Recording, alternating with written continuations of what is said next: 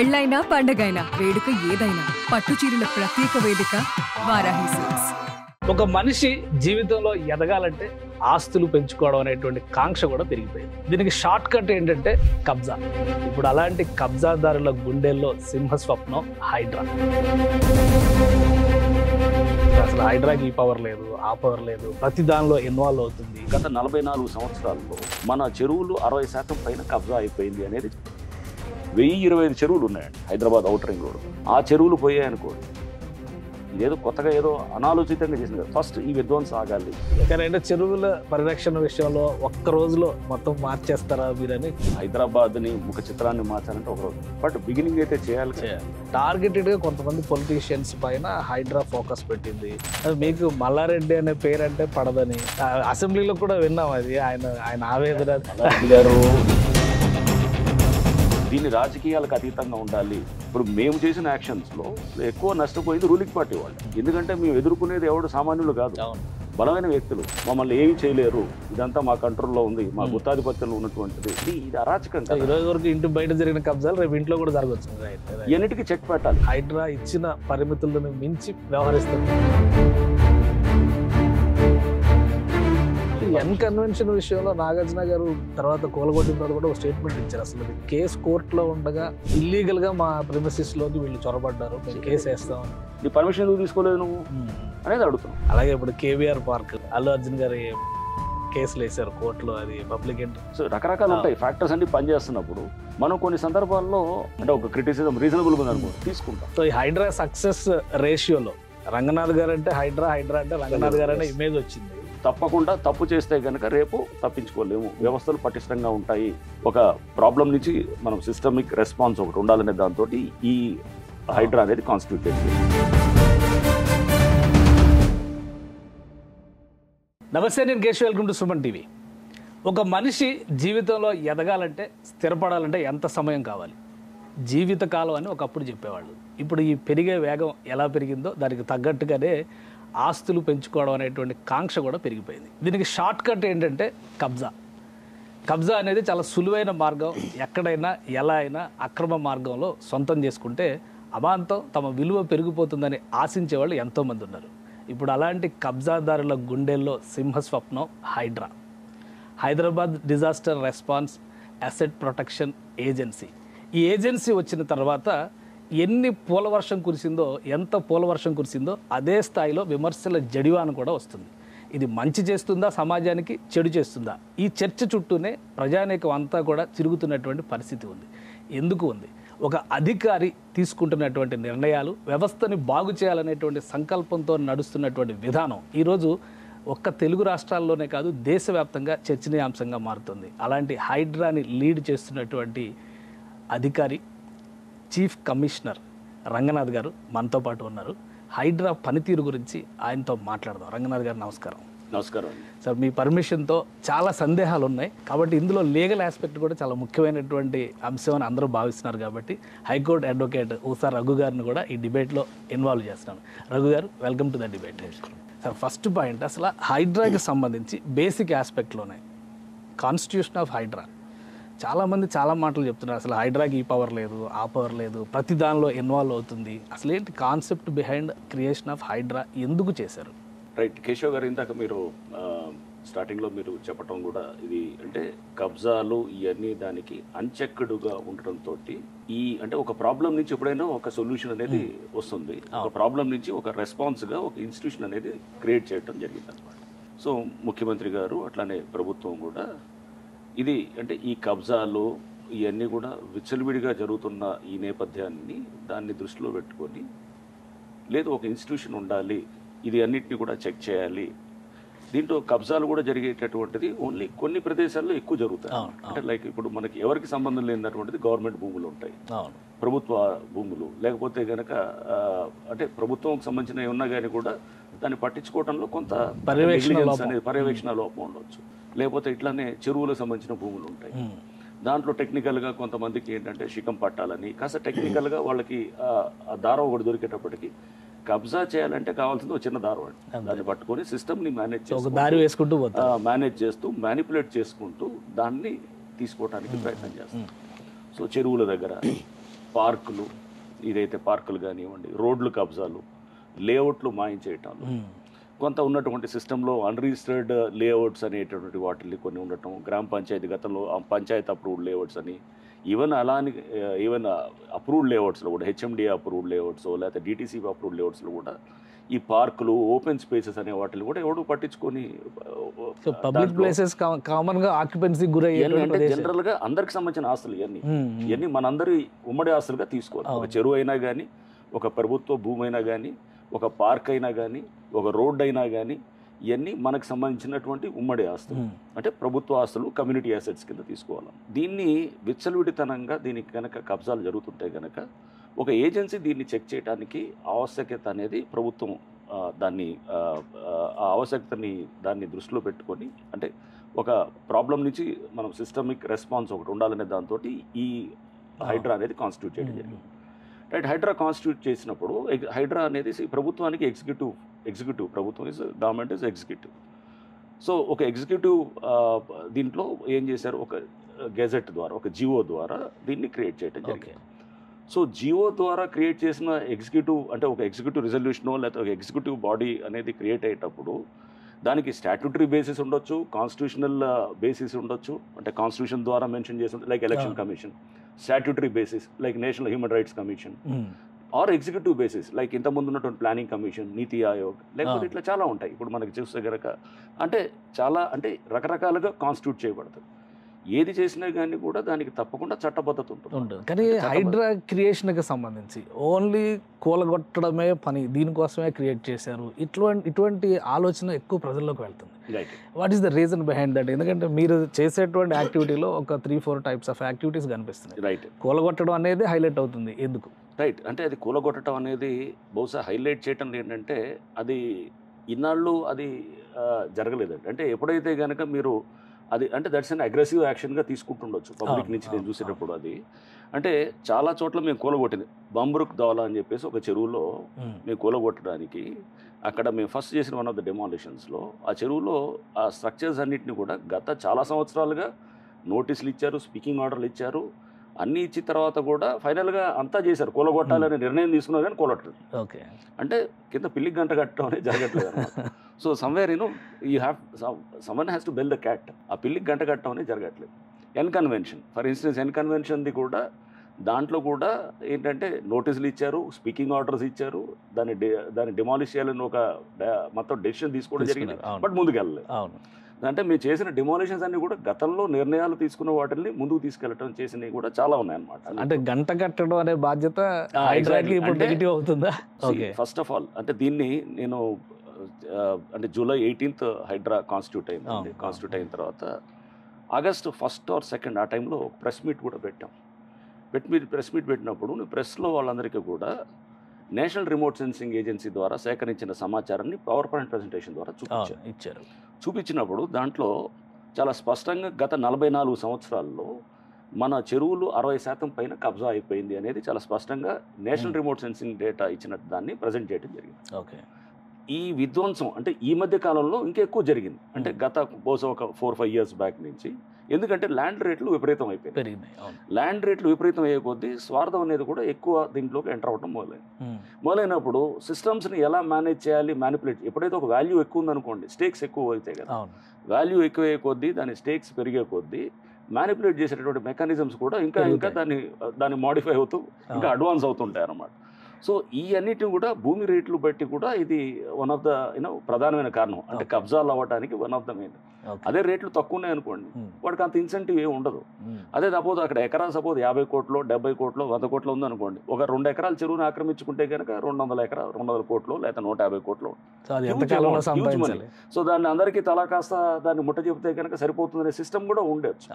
So అంటే స్టేక్స్ ఎక్కువ అయినప్పుడు మేనేజ్ చేయడం, మ్యానిపులేట్ చేయడం చాలా ఈజీగా అవుతుంది అన్నమాట. సో ఇవన్నింటినీ కూడా ఇవన్నీ లింక్డ్లో నుంచి వచ్చినటువంటిది. సో అప్పుడు ఆ ప్రెస్ మీట్లో చాలా స్పష్టంగా నేను చెప్పడం కూడా చేశాం. అంటే ఇదేదో కొత్తగా ఏదో అనాలోచితంగా చేసింది కదా, ఫస్ట్ ఈ విధ్వంసం ఆగాలి. ఈ విధ్వంసం ఆగాలంటే కనుక ఎంకరేజ్ చేయాలంటే కనుక ఫస్ట్ 1-2 సార్లు ఆలోచించే పరిస్థితి ఉండాలి. ఫస్ట్ ఎంక్రోచ్మెంట్ ఆగాలి. అట్లీస్ట్ ఆ మిగిలిన 30% వాట్ ఎవర్ 60% అయిపోయింది, 30-40% ఉన్న దాన్ని మనం కాపాడుకోగలగాలి. ఆ చెరువులు పోయాయి అనుకోండి, అవి కూడా పోతే కనుక మొత్తం మనకి అసలు వాటర్ అది స్కేర్సిటీ రావటం, దీంతోపాటు మనకి ఏదంటే మన వాటర్ ఏదైతే గ్రౌండ్ వాటర్ ఆక్విఫైయర్స్ అన్నీ కూడా డ్రై అయిపోవటం, నెక్స్ట్ మనకి ఏంటంటే ఒక రిక్రియేషన్ లేకపోవటం, లేకపోతే మన ఎకలాజికల్ బ్యాలెన్స్ మిస్ అవ్వటం, చాలా ఫ్యాక్టర్స్ ఉంటాయి. ఒక చెరువుకి కానీ లేకపోతే ఒక పార్క్కి కానీ ఒక లంగ్ స్పేస్, పార్క్ అనేది ఒక లంగ్ స్పేస్. సాయంత్రం అయితే కనుక లేదా పగలు మనం మార్నింగ్ వాక్ వెళ్తే కనుక అక్కడ ఒక ఆహ్లాదకరమైన మన కేబీఆర్ పార్క్ ఉంది. మా ఇంటి దగ్గరే మేము పార్క్ పొద్దున్న వెళ్ళి మేము 1 గంట సేపు వాక్ చేస్తుంటాం. 10 మంది అందరూ వచ్చి అక్కడ కూర్చొని మంచి అంటే ఆహ్లాదకరమైన వాతావరణం ఉంటుంది. ఇవన్నీ మనం మిస్ అవుతున్నాము. ఇవన్నీ ఎందుకంటే ఈ పార్కులన్నీ గతంలో ఉండే వాటిని ఎవడో కబ్జా చేస్తుంటాడు. ఈ చెరువులన్నీ ఒక మంచి ఆహ్లాదకరమైన వాతావరణం. సో ఫస్ట్ ఆపాలనే దాంతో ముందు డిమాలిషన్స్ మీద ఉధృతంగా పోయింది. ఇప్పుడు ఆగింది. ఇప్పుడు మీకు తప్పకుండా మీకున్న ఫీడ్బ్యాక్ మీకు ఉండొచ్చు. ఇప్పుడు చెరువుని కబ్జా చేయాలంటే 1-2 సార్లు భయం క్రియేట్ చేశారు. Right. That is the principle of deterrence అనమాట. ఫస్ట్ ఆఫ్ ఆల్ అంటే అది తప్పుగా కూడా అనుకోవచ్చు. అందరూ అనుకుంటారు ఫస్ట్ ఏంటంటే ఫస్ట్ ఆగాలి.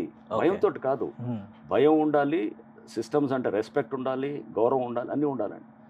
ఆ భయం ఎప్పుడైతే కనుక లేకుండా స్వార్థం ఎంటర్ అయిందో అప్పుడు ఇష్యూస్ వస్తాయి. That is what is happening అనమాట. సో అంటే తప్పకుండా తప్పు చేస్తే కనుక రేపు తప్పించుకోలేము. వ్యవస్థలు పటిష్టంగా ఉంటాయి.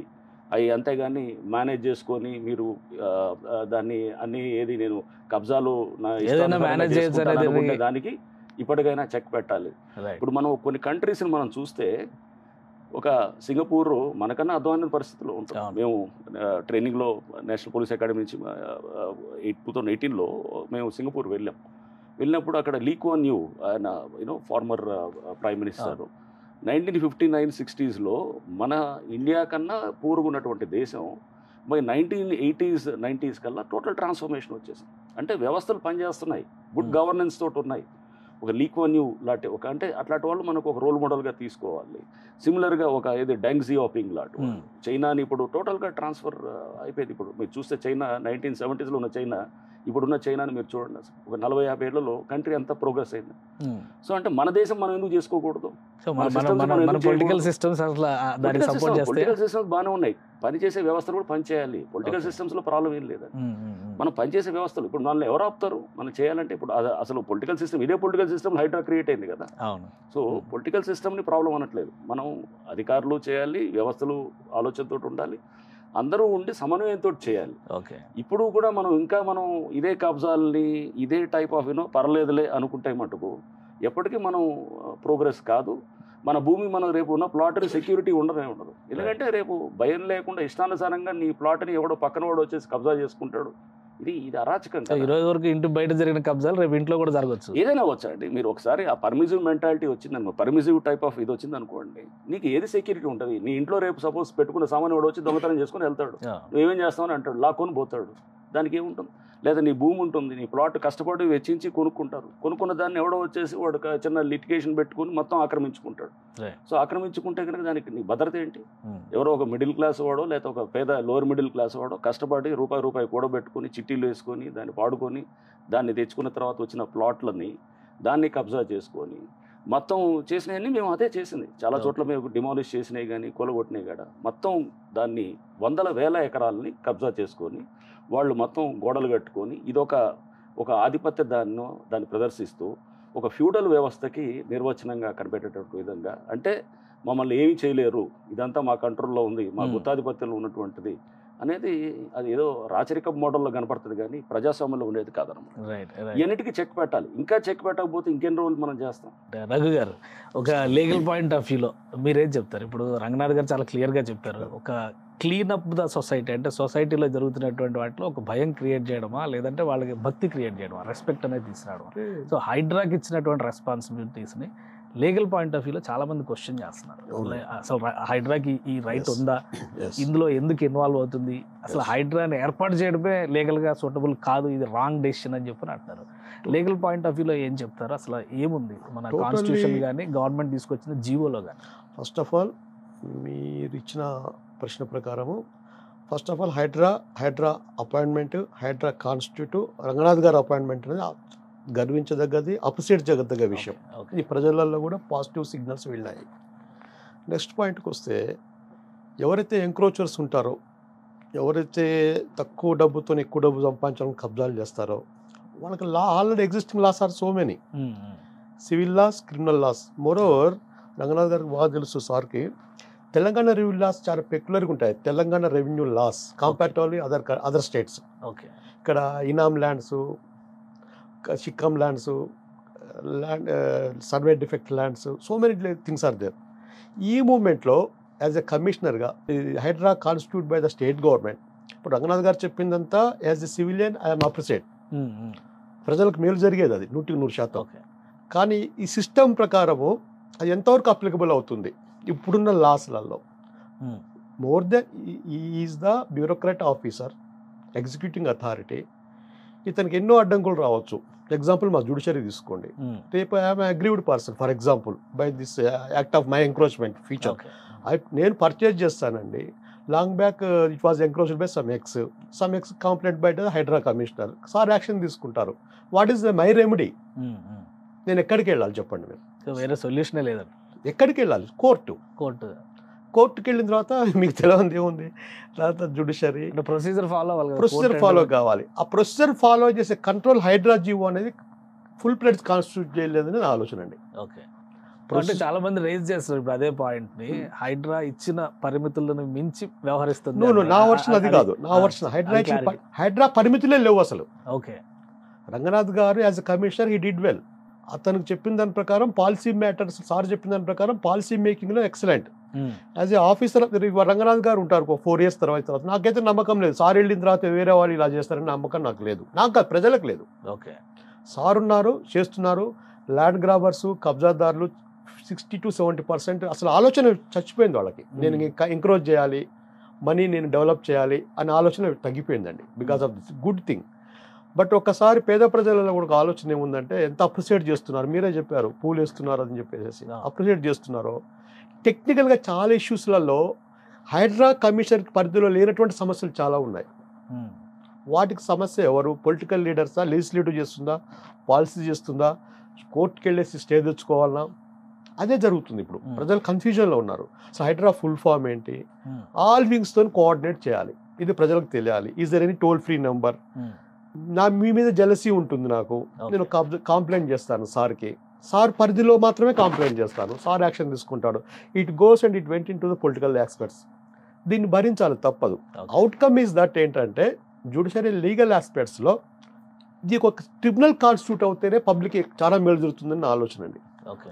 ఇప్పుడు సార్ అనేది ఒక ఎగ్జిక్యూటివ్ అథారిటీ అనేది ఈరోజు స్టార్టింగ్ అయినప్పటికి కూడా శాశ్వతం కాదు.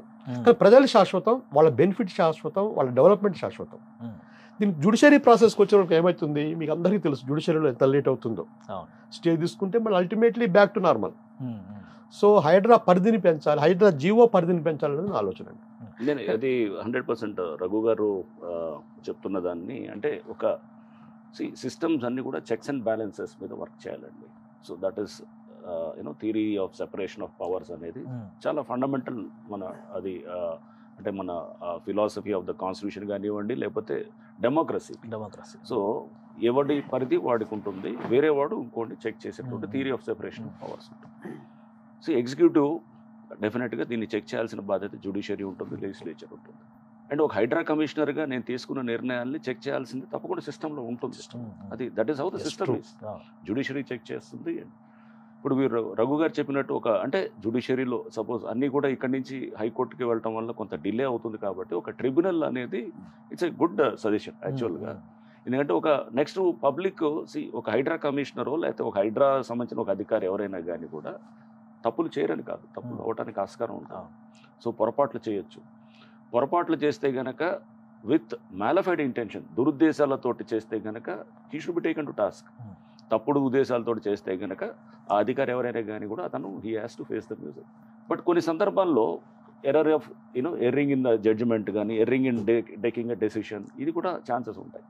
దాన్ని కూడా అప్రోచ్ అయ్యి ఉండేటటువంటిది ఒక ఈజీ వ్యవస్థ అనేది ఇట్స్ గుడ్ సజెషన్ అండి. అది యాక్చువల్గా మనం ఒక ట్రిబ్యునల్ లాంటిది ఒకటి కాన్స్టిట్యూట్ చేసి అంటే మధ్యలో స్పీక్ అవ్వడానికి, ఇంతకుముందు ల్యాండ్ గ్రాబింగ్ ట్రిబ్యునల్ అనేది. సో మనకు అట్లా ఒక ట్రిబ్యునల్ వచ్చింది అనుకోండి, దానికి ఇదే పని ఉంటుంది. వెంటనే ఇక్కడ నుంచి అపీల్ కింద వెంటనే ఇమీడియట్ రిలీవ్ అవ్వడానికి పనిష్మెంట్ అథారిటీ ఉంటుంది.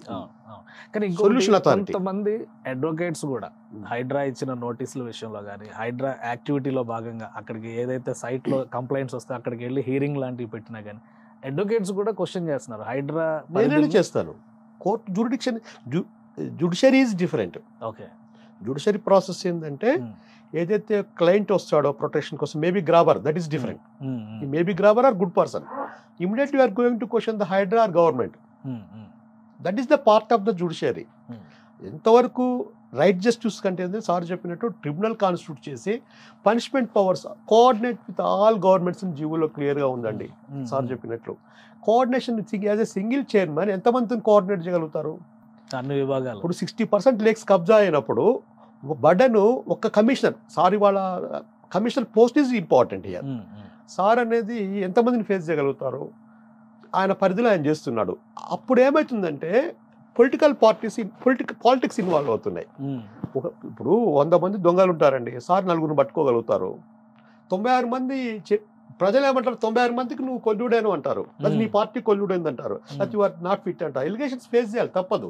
ఇది రొటీన్ ప్రాసెస్. ఇది ఎలిగేషన్స్ ఇంపార్టెంట్ గా. సొల్యూషన్ అనేది ఇంకా కావాల్సినంత లేదు. Concept is good, GO is good. జియోలో ఉన్న రైట్స్ కానీ అసలు సార్ చెప్పాలి. Commission of the Hydraa, committee of the Hydraa, CM. What is the next hierarchy? Concern revenue minister. Clarity లేదంటారా? క్లారిటీ లేదంటారా? Upper grade is the political party. Okay okay. Executing authority only is the commissioner. So political party commissioner చేసే acts కి political colours definitely వస్తాయి. Okay, maybe right. That legal question judiciary question definitely చేస్తారు.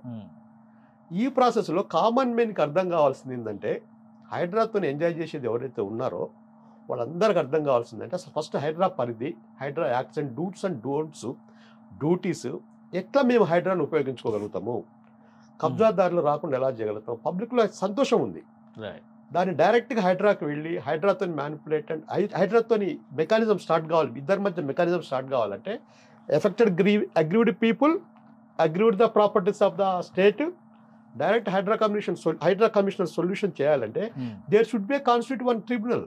Okay, right. అది రఘు గారు చాలా అంటే valid point చెప్పారు. ఇప్పుడు దీంట్లో మనం చూడాల్సింది అల్టిమేట్గా మనకి పొలిటికల్ ఎగ్జిక్యూటివ్ ఉంటుందండి, next follows by civil servant ఉంటాడు. So this is the system of governance. మన ఇండియన్ సిస్టమ్ కానీ లేకపోతే ఎక్కడైనా ఎనీ కంట్రీలో కూడా ఇది ఉంటుంది. సో మన దగ్గర political executive elected political executive ఉంటుంది. సపోజ్ ఒక ముఖ్యమంత్రి ఉంటారు, ఎన్నుకోబడ్డ ముఖ్యమంత్రి, ఒక ప్రధానమంత్రి ఎన్నుకోబడ్డ ప్రధానమంత్రి, ఒక మంత్రి ఎన్నుకోబడ్డ ఒక ఎమ్మెల్యేస్ ఎన్నుకుంటారు. ఎమ్మెల్యేస్ తర్వాత దీని తర్వాత దాని నుంచి ఒక సీఎం ఎన్నుకుంటారు, క్యాబినెట్ కాన్స్టిట్యూట్ అవుతుంది. ఇవన్నీ దిస్ ఇస్ కాన్స్టిట్యూషన్ డిఫైన్ చేసినటువంటి క్లారిటీ ఉన్నట్టు. సో ఇది అంటే పొలిటికల్ ఎగ్జిక్యూటివ్కి సివిల్ సర్వెంట్ హ్యాస్ టు వాళ్ళ డెసిషన్స్ని తీసుకెళ్లాల్సింది సిస్టమే అలా ఉంది. అలా అని చెప్పి పాలిటిక్స్ ఎంటర్ అవుతుంది అనేది కాదనమాట. సో అగైన్ దీంట్లో ఇప్పుడు మేము చేసిన యాక్షన్స్లో, హైడ్రా చేసిన యాక్షన్స్లో ఎక్కువ నష్టపోయింది రూలింగ్ పార్టీ వాళ్ళే. ఓకే, ఎక్కువ మేము అది డీటెయిల్స్ కూడా ఇచ్చాం. బట్ దీన్ని ప్రచారంలో ఏ విధంగా తీసుకెళ్లారంటే దీన్ని లేదు ఇది అపోజిషన్ని టార్గెట్ చేయడానికో, లేకపోతే ఇది కొంతమందిని ఏది టైట్ చేసి ఆర్మ్ ట్విస్టింగ్ చేసి రియల్ ఎస్టేట్ సంస్థని డబ్బు దండుకోవటానికి అనేది ప్రచారం పడని వాళ్ళు గిట్టని వాళ్ళు చేస్తున్నారు. ఇది ఎప్పుడు జరుగుతూనే ఉంటుంది. ఇప్పుడు మీరు అన్నారు ఏది 1000 కంప్లైంట్లు వస్తాయి, 100 కంప్లైంట్లు వస్తాయి. ఎక్కడో చోట బిగినింగ్ అయితే ఉండాలిగా, ఒక మొదటి అడుగు అయితే వేయాలిగా. మొదటిసారి 100 కంప్లైంట్లు మీద యాక్ట్ చేయలేంగా. మొదటి మడుగు పడ్డది, మొదటి అడుగు ఇప్పుడు వీ హ్యావ్ జస్ట్ స్టార్టెడ్. 4 కంప్లైంట్ల మీద యాక్ట్ చేయడం, మా దగ్గర 10,000 అయినాయి ఇప్పుడు కంప్లైంట్స్, ఆన్లైన్లో వచ్చే కంప్లైంట్స్. అంటే అంత problem is so severe. So అసలు ఎట్లా మిమ్మల్ని రీచ్ అవ్వడం ఎట్లా? ఇప్పుడు రఘు గారు ఒక పాయింట్ రైజ్ చేశారు, ఎట్లా రీచ్ అవ్వాలి హైడ్రా. ఇప్పుడు దీనికి అందుకోసం ఏం చేస్తున్నాము అంటే కంప్లైంట్స్ ఆన్లైన్లో వస్తున్నారు, మెయిల్స్లో ఇస్తున్నారు, చాలా మంది ఇస్తున్నారు. But priority we are giving to పర్సనల్గా వచ్చిన కంప్లైంట్స్కి. ఎందుకంటే దానికి చేస్తాను, ఎందుకంటే దాన్ని ముందు నేను డిస్కస్ చేస్తాను. అసలు ఒక ప్రజావాణి ఉంది, లేదా నా దగ్గరకు వచ్చి మామూలు రోజుల్లో కూడా ప్రతిరోజు మధ్యాహ్నం 1 to 3 నేను కంప్లైంట్స్ తీసుకుంటుంటాను. సో డైరెక్ట్ మీరే ఇంటరాక్ట్ అవుతారు? నేను ఇంటరాక్ట్ అవుతాను, లేదా ఆఫీసర్స్ కూడా కంప్లైంట్ చేయొచ్చు, వాళ్ళ కన్సర్న్ ఆఫీసర్స్ కూడా వెళ్ళొచ్చు. సో అంటే ఎవరైనా కానీ నా దగ్గరకు వస్తే నేను ఉంటాను, నేను అవైలబుల్ ఉంటాను. లేకపోతే మా ఆఫీసర్స్ కూడా ఎవరికైనా ఉంటారు అక్కడ, వాళ్ళ హైడ్రా ఏరియా వైజ్ ఇది ఉంటుంది అనమాట. ఓకే, ఆన్లైన్ కంప్లైంట్స్ కన్నా డైరెక్ట్గా ఇచ్చేది, ఎందుకంటే చాలా చెక్ చేయాల్సి వస్తుంది. పడకే ఇచ్చేవాళ్ళే ఉంటారు. మేము చూసేది కూడా అదే. అన్ని పడితే ఎందుకు వస్తాడు, వాళ్ళు ఏదో పంచాయతీ ఉంటేనే బయటకు వస్తుంది ఇష్యూ. మేము చూసేది నువ్వు పడకిచ్చావా పడిచ్చావా అనేది చూడవు అనమాట. పడకు వచ్చింది కాబట్టి బయటకు వచ్చింది సమస్య, రైట్, దీన్ని చెక్ చేద్దాం. చెక్ చేసిన తర్వాత దానికి ఏమైనా కోర్టు అడ్డంకులు ఉన్నాయా, లేదా దానికి ఏమైనా లీగల్గా మనం చేయగలిగింది ఉన్నదా, దాని అప్రోచ్ ఎలా పోవాలి, అంత డిస్కషన్ అవుతుంది. దాంట్లో మనకి ఫస్ట్ ఇది చాలా మందికి సంబంధించిన సమస్య అనుకున్నారనుకోండి, వెంటనే దానికి ప్రయారిటీ ఇస్తాం. సపోజ్ దాంట్లో వందలాది మంది వేలాది మంది ఎఫెక్ట్ అవుతున్నారు, సో దానికి ఫస్ట్ ప్రయారిటీలో తెచ్చేస్తాం. ఇది ఎందుకంటే ఎక్కువ మంది దీనివల్ల నష్టపోతున్నారు. సో అదే బెంథమ్స్ యూటిలిటేరియన్ ప్రిన్సిపల్ అంటాం. So maximum good for the maximum people. So అది పొలిటికల్ సైన్స్లో ఫిలాసఫీ ఉంటుంది, యూటిలిటేరియనిజం అనేది అంటారు. సో మనం అంటే ఎక్కువ మందికి ఎక్కువ మంచి చేయడానికి ప్రయత్నం ఒక సంస్థ ద్వారా జరుగుతుంది. ఈ సంస్థ అనేది నిలబెట్టాలి. ప్రతి సంస్థ వచ్చినప్పుడు కూడా ఫస్ట్లో గ్రేహౌన్స్ వచ్చినప్పుడు కూడా వ్యాస్ గారు తీసుకొచ్చారు, ఎన్టీఆర్ గారు తెచ్చారు. దాన్ని వచ్చిన తర్వాత దాన్ని కొన్ని రోజులు తీసేద్దాం అనేటటువంటిది. సో ఇట్లా ప్రతి సంస్థ కూడా వచ్చినప్పుడు కొంత ఆ చర్చ జరుగుతుంది. వచ్చినప్పుడు నెక్స్ట్ గవర్నమెంట్స్ లేదు ఇది కాదు అని చెప్పి అనుకుంది, బట్ అది నిలబడ్డది. ఒక గ్రేహౌన్స్ అనేది కంట్రీ వైడ్ యాంటీ నక్సల్ ఆపరేషన్స్లో దేశానికి ఒక దిక్సూచిలాగా పనిచేసి ఒక ప్రతిష్టాత్మక సంస్థగా అది ఎదిగింది. సో అంటే ఒక సంస్థ ఇప్పుడు హైడ్రా అనేది కూడా ఫస్ట్ వచ్చినప్పుడు ఇవన్నీ కామన్నే. ఏది మనల్ని ఏది రాజకీయ దీన్ని కలపటం, లేకపోతే గనక లేని మనకి ఏది ఆపాదించటం, ఎలిగేషన్స్ చేయటం, బురద చల్లటం, ఇవన్నీ కూడా ఉంటుంది. ఇవన్నీ ఇనీషియల్ ప్రాబ్లమ్స్ ఉంటాయి. ఇవన్నిటినీ మనం అధిగమించాలి. రెండు ఆస్పెక్ట్స్ ఇప్పుడు సార్ చెప్పినట్టుగా చీఫ్ మినిస్టర్ లెవెల్లో కమిటీలో పొలిటికల్ ఇన్ఫ్లుయెన్స్ ఉన్నప్పుడు మీరు ఫ్రీగా పనిచేయగలుగుతారనేటువంటి పొలిటికల్ ఎగ్జిక్యూటివ్ ఏసీబీ ఉంది, ఆర్ ఒక సిబిఐ ఉంది, ఆర్ ఎనీ ఆర్గనైజేషన్, ఒక పొలిటికల్ ఎగ్జిక్యూటివ్కి అల్టిమేట్గా రిపోర్ట్ చేయాల్సిందే. బట్ చేసేటప్పుడు పనితీరు బట్టి ఎలా చేస్తున్నారు అనేది చూడాలి. సో అంటే పొలిటికల్ ఎగ్జిక్యూటివ్ని తీసేసి చేయాలనేది ఉండదు. అది ఇంకా only constitutional body like election commission, లేకపోతే దానికి సెపరేట్గా ఏది ఒక సుప్రీం కోర్టు, అంటే దాని థియరీ ఆఫ్ సెపరేషన్ ఆఫ్ పవర్స్లోకి వెళ్ళిపోతుంది. అంటే మనం డెమోక్రసీని, మన సిస్టమ్ని ఇవన్నింటినీ జాగ్రత్త అర్థం చేసుకోవాలి. సో పొలిటికల్ ఎగ్జిక్యూటివ్ని తీసేసి బాడీ తయారు చేస్తే కనుక రేపు ఒక హైడ్రా కమిషన్ ఎవరికి రిపోర్ట్ చేయకపోతే ఎవరికి బాధ్యత, అతను ఎవరికి రెస్పాన్సిబుల్ అవుతాడు? ఒక ముఖ్యమంత్రికో ఒక మంత్రికో రెస్పాన్సిబుల్ అవ్వాలి. ఎందుకంటే రేపు పబ్లిక్ ఆన్సర్ చేసేది వాళ్ళు రేపు త్రూ ఏది లెజిస్లేచర్ ద్వారా, ఒక అసెంబ్లీ ద్వారా ఆన్సర్ చేసేది. అంటే ప్రజలు అల్టిమేట్గా ప్రజలే ప్రభువులు, ప్రజలే పాలకులు, ప్రజలతోటి అది అక్కడ వెళ్తుంది. దట్ ఈస్ దాంట్లో ఉన్నటువంటి స్పిరిట్. బట్ ఎలా జరుగుతుందనే దాన్ని కూడా మనం చూడాలి. ఆపాదిస్తారు, తప్పులు ఆపాదించి ఏది ప్రభుత్వం లేదా రూలింగ్ పార్టీకి అనుకూలంగా చేయడానికి చేశారని ఇవన్నీ జనరల్గా వచ్చేదే. మీకు మల్లారెడ్డి అనే పేరు అంటే పడదని అసెంబ్లీలో కూడా విన్నాం. అది ఆయన ఆవేదన. మల్లారెడ్డి గారు లేదా ఇండివిజువల్ లేదండి, అసలు మల్లారెడ్డి గారు కానీ నల్లమల్లారెడ్డి గారిది ఒకటి ఏదో. Nalla Malla Reddy is different. నల్లమల్లారెడ్డి ఈ మల్లారెడ్డి గారు వేరు. ఈ మల్లారెడ్డి గారు వన్ డౌట్ ఏంటంటే Hydraa duties and regulations, Hydraa ఎక్కడ ఇన్వాల్వ్ అయితే పబ్లిక్ మేలు జరుగుతుంది అనే విషయం పబ్లిక్ చేరుకునేంతగా గవర్నమెంట్ ప్రయత్నించలేదు నా ఆలోచన సార్. ఎందుకంటే Hydraa is doing very well, no doubt at all. కానీ ఏ గ్రీవెన్స్ అంటే నాకు మీకు పర్సనల్ డిస్ప్యూట్ ఉంది, తెలుగు హైడ్రాకి లెటర్ రాస్తాను, దాన్ని వాళ్ళకి ఇన్ఫర్మేషన్ వచ్చింది కాబట్టి తీసుకుంటాను, అది వేరే విషయం. అది కూడా one source of the information, that is different. కానీ కామన్ మెన్కి ఇది Hydraa act dos and don'ts, Hydraa చేయాల్సింది ఇది, హైడ్రాకి పలానా డిస్ట్రిక్ట్లో కలెక్టర్ దగ్గరికి పోతే మాకు హైడ్రా ఇన్ఫర్మేషన్ ఇస్తారు అనే ఒక ఎస్టాబ్లిష్మెంట్ ఆఫ్ సిస్టమ్ లేదండి. రైట్. సో అది కూడా అంటే ఇవన్నీ కూడా ఈ పవర్స్ దీనికి సంబంధించినంత కూడా జరుగుతుందండి. అంటే ఏంటంటే మనం వెబ్సైట్లో పెట్టడం, ఒక హైడ్రాకి ఒక లోగో మన ఇదైంది, వెబ్సైట్ అది వెబ్సైట్ డెవలప్ అయింది. అన్ని కూడా ఇప్పుడు రేపు హైడ్రా పోలీస్ స్టేషన్ తోటి అన్ని కూడా ఇనాగ్రేట్ అవుతాయి. సో దీని గురించి అంటే మేము కూడా ఎందుకు ఇమీడియట్గా సమాచారం ఇవ్వలేదంటే ఫస్ట్లో రాగానే వెంటనే వెబ్సైట్ పెడితే కనుక మాకే క్లారిటీ వెళ్ళే కొద్ది, సమస్యలు వెళ్ళే కొద్ది క్లారిటీ వస్తుంది. ఒక సిస్టమ్ ఒకటి ఇవాల్వ్ అవుతుంది అనుకోండి, ఒక కొత్త ఆర్గనైజేషన్ ఒకటి స్టార్ట్ అయినప్పుడు దానికి ఎవల్యూషన్ ఉంటుంది. అంటే అది మెల్లిగా స్టెప్ బై స్టెప్ ఎదుగుతుంటుంది. మనం పుట్టంగానే పిల్లవాడు పుట్టంగానే ఎలా పెద్ద అయిన తర్వాత ఎలా అవుతాడని చెప్పలేం కదా, పిల్లవాడు పెద్దగా ఎదుగుతూ పోతుంటాడు. ఒక ఆర్గనైజేషన్ కూడా దానికి జస్ట్ చిన్న ఏది మెల్లిగా నడవటం, దాన్ని జాగ్రత్తగా ఏది ఒక చిన్న పిల్లవాళ్ళలాగా గ్రో అవ్వటం, ఒక ఎవల్యూషన్ ప్రాసెస్ ఉంటుంది. దీంట్లో చాలా ప్రాబ్లమ్స్ వచ్చినప్పుడు ఆ ప్రాబ్లమ్స్ అన్నిటి కూడా అర్థం చేసుకోవడానికి ఇట్లా మనం వెళ్తున్నప్పుడు ఈ ప్రాబ్లమ్స్ వస్తున్నాయి, ఈ ప్రాబ్లమ్స్ వచ్చినప్పుడు దీన్ని ఇలా హ్యాండిల్ చేయాలి అనేది తప్పకుండా ఉంటుంది. సో అది మేము ఆ ప్రాబ్లమ్స్ వచ్చిన దాన్ని దీనికి ఎలా మనం సొల్యూషన్ తీసుకురావాలి అనేది ఆలోచన చేస్తుండే దాని సిస్టమ్ని స్టెబిలైజ్ చేయడానికి ఆ దిశగా. అంటే రేపు హైడ్రా అనేది జస్ట్ ఏదో ఒక ఇద్దరు ఆఫీసర్స్ తోటో ఒక ప్రభుత్వంతో ఉండేది కాకుండా ఇది నిలబడాలి, ఈ వ్యవస్థ నిలబడితే ప్రజలకు మంచి జరుగుతుంది, దీన్ని రాజకీయాలకు అతీతంగా ఉండాలి, ఇది పర్సనల్ వెండెటాకి అతీతంగా ఉండాలి, లేకపోతే పలానా వాడిని టార్గెట్ చేసి ఎవరినో ఇబ్బంది పెట్టేదానికి కాకుండా దానికి అతీతంగా ఉండాలి, ఈ సిస్టము రేపు లాంగ్ రన్లో ఉంటే గనక సమాజానికి చాలా మేలు జరుగుతుంది అనే దాంతో దాన్ని మనం తీసుకెళ్ళడానికి మిమ్మల్ని ఎక్కువగా పర్సనల్ గా డ్యామేజ్ చేస్తుంది కూడా ఈ పర్సనల్ వెండెట్టా విషయంలో. ఇప్పుడు ఇందాక నేను మల్లారెడ్డి గారు ప్రస్తావన, ఆయన అసెంబ్లీలో ఇదే టాపిక్ రైజ్ చేశారు. ఇంకొక ఆయన నల్లమల్లారెడ్డి అని ఆయన కబ్జాల మీద రీసెంట్గా హైడ్రా అక్కడ మొత్తం కొలాప్స్ చేసినప్పుడు అది కూడా ఇష్యూ అయింది. టార్గెటెడ్గా కొంతమంది పొలిటీషియన్స్ పైన హైడ్రా ఫోకస్ పెట్టింది. వాళ్ళు ప్రతిపక్షంలో నుంచి అధికార పక్షంలోకి వచ్చిన వాళ్ళు కావచ్చు, గతంలో వాళ్ళకున్న రిలేషన్స్ కావచ్చు, కక్ష సాధింపు కోసం దీన్ని సీఎం గారు ఉపయోగిస్తున్నారు. ఇవన్నీ ఎక్కువ ఫోకస్ అవుతుంది, ఎందుకంటే పబ్లిక్లో కూడా, ఎందుకంటే మంచి కంటే చెడు చాలా ఫాస్ట్గా ట్రావెల్ చేస్తుంది. So it is very fastly reaching అనమాట. ఏం క్లారిటీ ఇస్తారు అంటే దీంట్లో? ఇది మనం క్లారిటీ ఇవ్వాలంటే మనం స్టేట్మెంట్స్ ఎన్ని చెప్పినా కానీ కూడా మన యాక్షన్సే మాట్లాడాలి. ఓకే. సో లాంగ్ రన్లో మన యాక్షన్స్ వెళ్ళే కొద్దీ జనాలు జడ్జ్ చేయడం వల్ల నేను ఇప్పుడు మనం ఎన్ని చెప్పినా కానీ కూడా ప్రజలు ఏదో మాటలు మాట్లాడుతున్నాడు, ఇదంతా ఒకటి ఏదో హైడ్రా అంటే డ్రామా అన్నారు. సో ఇట్లా రకరకాలుగా ఉంటుంది. వెళ్ళే కొద్దీ పబ్లిక్ ఇప్పుడు మా దగ్గరికి ప్రజావాణి కార్యక్రమం సోమవారం జరుగుతుంది. తెల్లవారుజామున 6ంటికి వచ్చి కూర్చునే వాళ్ళు చాలా మంది ఉన్నారు. టోకెన్స్ ఇస్తామండి, 11ంటికి టోకెన్స్ ఇచ్చి అది 11ంటికి నేను స్టార్ట్ చేస్తాను. సో తెల్లవారుజామునే కూర్చొని టోకెన్స్ కోసం వాళ్ళు వెయిట్, అంటే వాళ్ళు ఎందుకు వస్తున్నారు అనేది మనం ఆలోచన చేస్తే వాళ్ళకి ఎక్కడో వాళ్ళకి ప్రాబ్లం ఉన్నది, ఏదో ఒక వ్యవస్థ రెస్పాండ్ అవుతుంది అనేటువంటి ఒక చిన్న నమ్మకంతో వస్తున్నారు. ఆ నమ్మకాన్ని మనం కాపాడుకోవాలి. అంటే ఒక దీనికి పబ్లిక్కి చీకట్లో ఎదుగుతున్నోడికి ఏదో దొరికింది, దొరికితే అది ఒక వెళ్ళడానికి అంటే కొట్టుకుంటూ వెళ్ళిపోతుంటే కనుక ఇది ఒక ఆ వ్యవస్థని ప్రభుత్వం తీసుకురావటం, దాన్ని కొంత జాగ్రత్తగా మేము ఫస్ట్ నుంచి కూడా జాగ్రత్తగా తీసుకెళ్ళడానికి ప్రయత్నం చేస్తున్నాంలో భాగంగా ఇప్పుడు ప్రజలకు కొంత నమ్మకం, అంటే రేస్ హైడ్రాకి వస్తే గనక కంప్లైంట్ యాక్షన్ ఏదో ఒకటి మనం ఎక్స్పెక్ట్ చేయొచ్చు. సో అనేది ఆ నమ్మకం కల్పించడానికి మేము ట్రై చేస్తున్నాం అనమాట.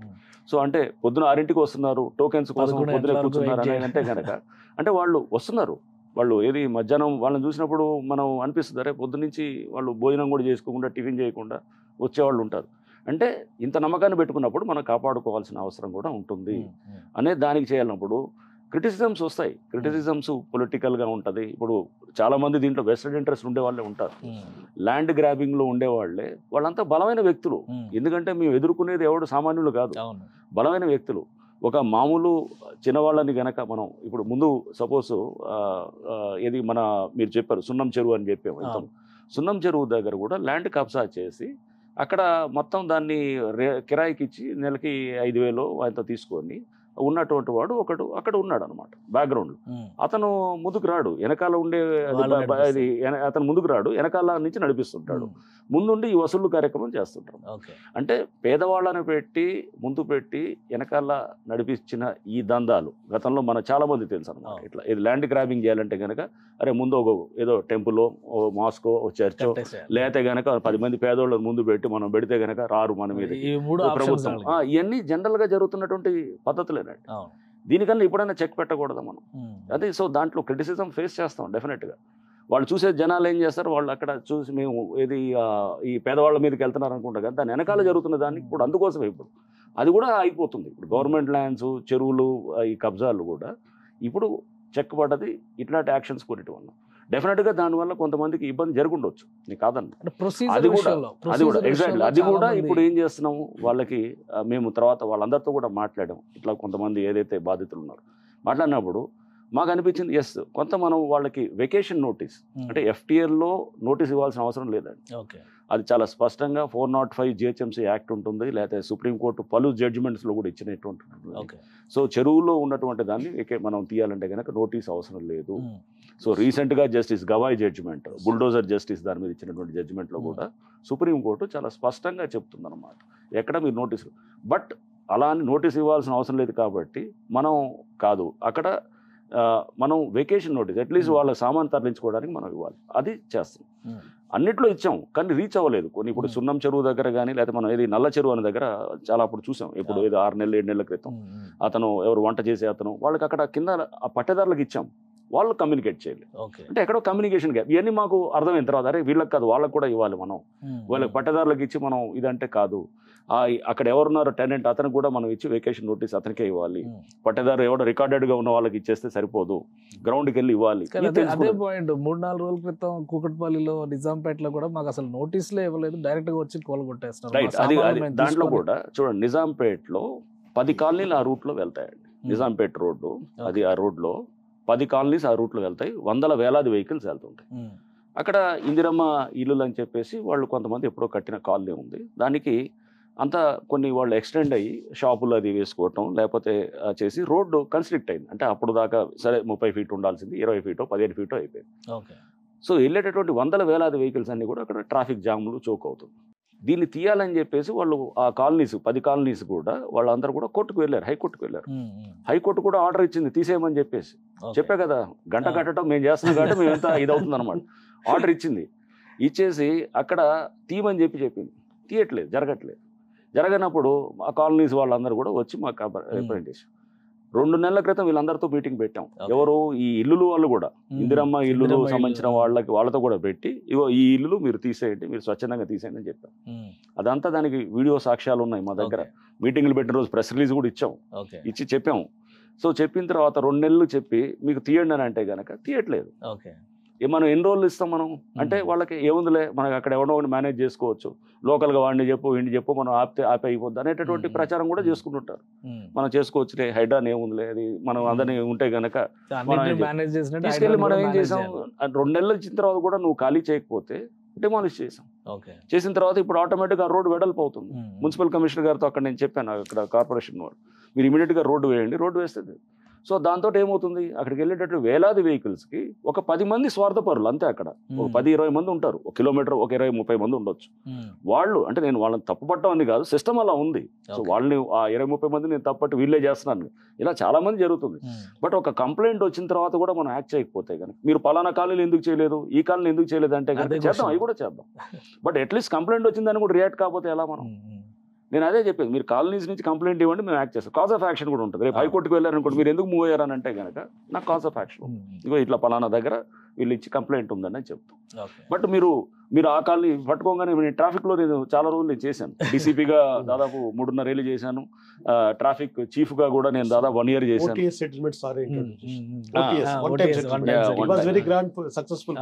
సో దాంట్లో కూడా వెళ్తుంటారు. ఇప్పుడు ఎవడో 10 వెహికల్స్ వెళ్తున్నాయి అనుకోండి, 10 మంది హెల్మెట్ డ్రంక్ అండ్ డ్రైవ్ పట్టుకొని ఆపి మనం చేస్తుంటాం. 10 మంది స్లిప్ అయిపోతారు, ఒక 3 దొరుకుతారు. వాడి సంగతి ఏంటి, మమ్మల్ని ఎందుకు కాపారన్నారు. మరి నీ సంగతి నువ్వు చెప్పు ముందు, వాళ్ళ సంగతి తర్వాత అనేది ఉంటుంది. సో మమ్మల్ని చెక్ చేస్తున్నారు, మాకు హెల్మెట్ చలాన్ వేస్తున్నారు, మరి వాళ్ళ సంగతి ఏంటి? అందరినీ చేయాలి, చేద్దాం. బట్ ఎక్కడో బిగినింగ్ అయితే చేయాలిగా. సో మనం 10 మందిని ఆపి చేయలేం, రోడ్డు అంతా జామ్ చేయలేం కదా. కొంతమంది ఉంటుంది అక్కడ ఆప్ డౌన్ చేయటం చేస్తే నెక్స్ట్ మెల్లిగా టైటన్ అప్ చేస్తుంటుంది. సిస్టమ్ స్టార్ట్ అయిన తర్వాత ఫస్ట్ 3 నెలలు 6 నెలలు జడ్జ్ చేయకూడదు. ఇది జడ్జ్ చేయాలంటే ఒక 5 ఏళ్ళు 10 ఏళ్ళు టైం పడుతుంది. 10 ఏళ్ళు తీసిన తర్వాత దీన్ని హైడ్రాని జడ్జ్ చేయాలంటే ఒక 5 ఏళ్ళ తర్వాత దీన్ని ఆలోచన చేస్తే కనుక. అంటే చెరువుల పరిరక్షణ విషయంలో ఒక్క రోజులో మొత్తం మార్చేస్తారా మీరని కోర్టు కూడా మిమ్మల్ని క్వశ్చన్ చేసింది. అది కూడా చాలా వైరల్ అయింది డిస్కషన్. అసలు ఏం జరిగింది ఆ ఇష్యూలో, కోర్టులకి ఇన్వాల్వ్మెంట్? కోర్టు కామెంట్స్ నేను I don't want to comment on court or this thing కానీ, బట్ ఎస్ ఒక రోజులో మార్చలేము, ఇంపాసిబుల్. మనం హైదరాబాద్ని ముఖ చిత్రాన్ని మార్చాలంటే ఒక రోజు, బట్ బిగినింగ్ అయితే చేయాలి. బిగినింగ్ చేయాలంటే కనుక ఒక స్ట్రాంగ్ యాక్షన్స్ అయితే అవసరం కదా. సో చేయడానికే ప్రయత్నం అనమాట. మార్పు అయితే చేద్దాం కదా, మనం ఇలానే పోదామా, వదిలేద్దామా? ఇక నేనే అదే సింగపూర్ మోడల్, చైనా మోడల్ అని చెప్తుంది కూడా ఇదే అనమాట. మన దేశాన్ని మనం బాగు చేసుకోవడానికి అవకాశం మనం చేసుకోవద్దా?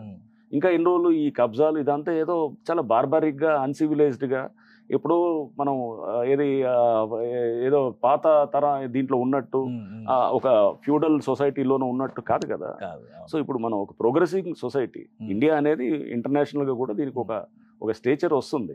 వస్తున్న క్రమంలో మన గవర్నెన్స్ కూడా ఆ లెవెల్లో ఉండాలి, మనం చేసే విధానం కూడా అలా ఉండాలి. యాజ్ ఏ కమిషనర్గా జీవో ప్రకారం మీరు కూడా సజెషన్ చేస్తారు గవర్నమెంట్కి. ఈ కూల్చివేసే విధానంలో ఎప్పుడైనా క్యావెట్ సిస్టమ్ యూజ్ చేశారు మీరు కోర్టు? ఇప్పుడు బతుకమ్మ కుంట ఫర్ ఇన్స్టెన్స్, దాంట్లో కేవెట్ ఫైల్ చేసాము.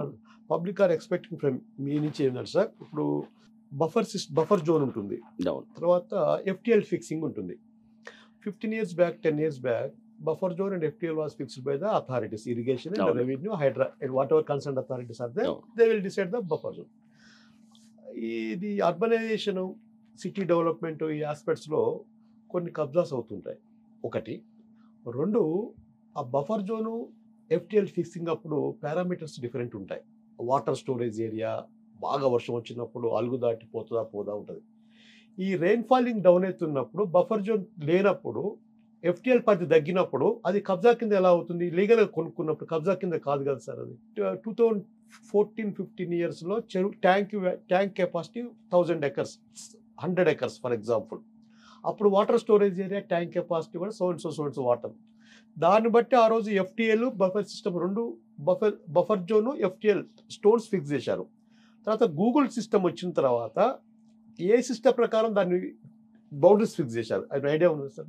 FTL demarcation cases are holding at that point only.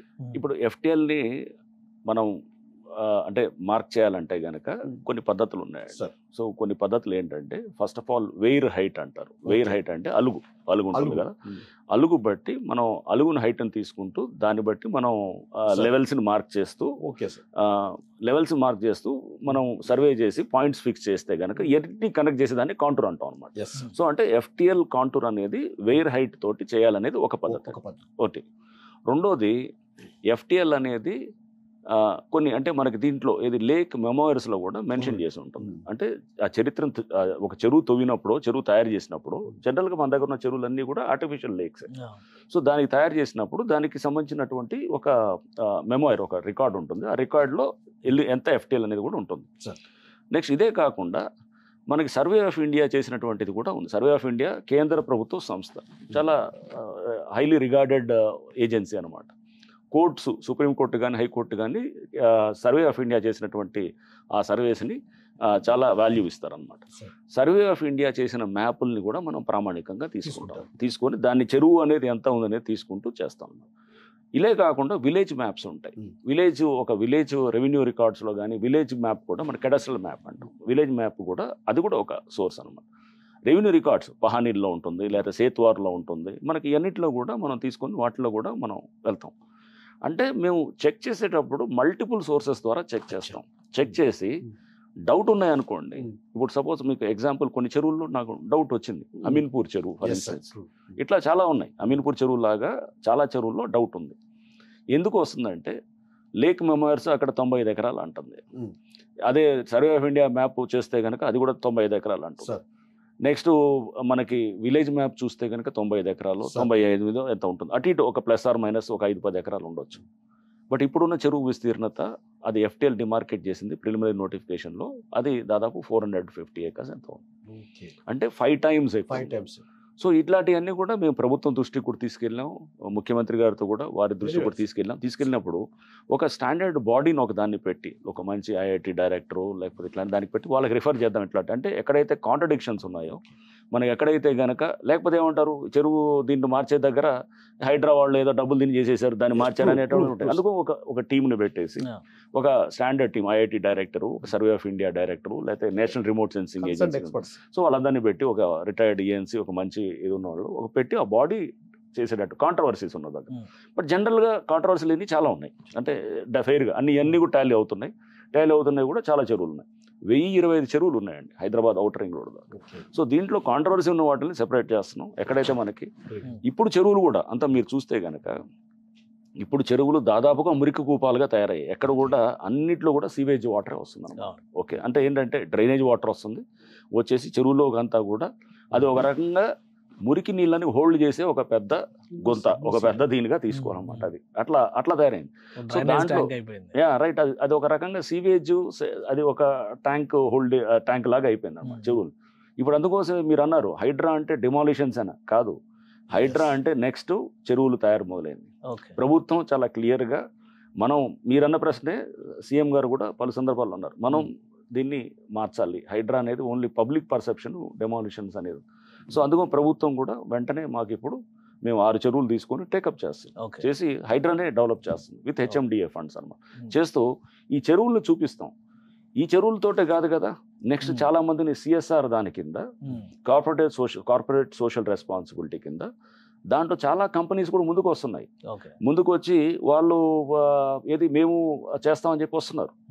వచ్చి దాంట్లో కూడా మేమేమన్నాం, రియల్ ఎస్టేట్ యాంగిల్లో వచ్చి చెరువులు మేము డెవలప్ చేస్తామని చెప్పి 2 ఎకరాలు 3 ఎకరాలు కొట్టేటానికో దానికి వచ్చేవాళ్ళు వాళ్ళు వద్దు. జెన్యూన్గా వచ్చేవాళ్ళు వాళ్ళని రావాలి.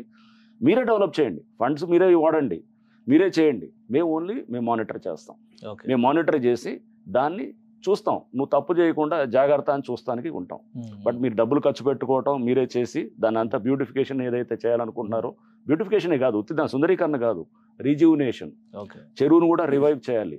అక్కడ అంటే మంచినీరు రావాలి, వరద నీరు అంటే వర్షం వచ్చినప్పుడు ఆ నీరు రావాలి.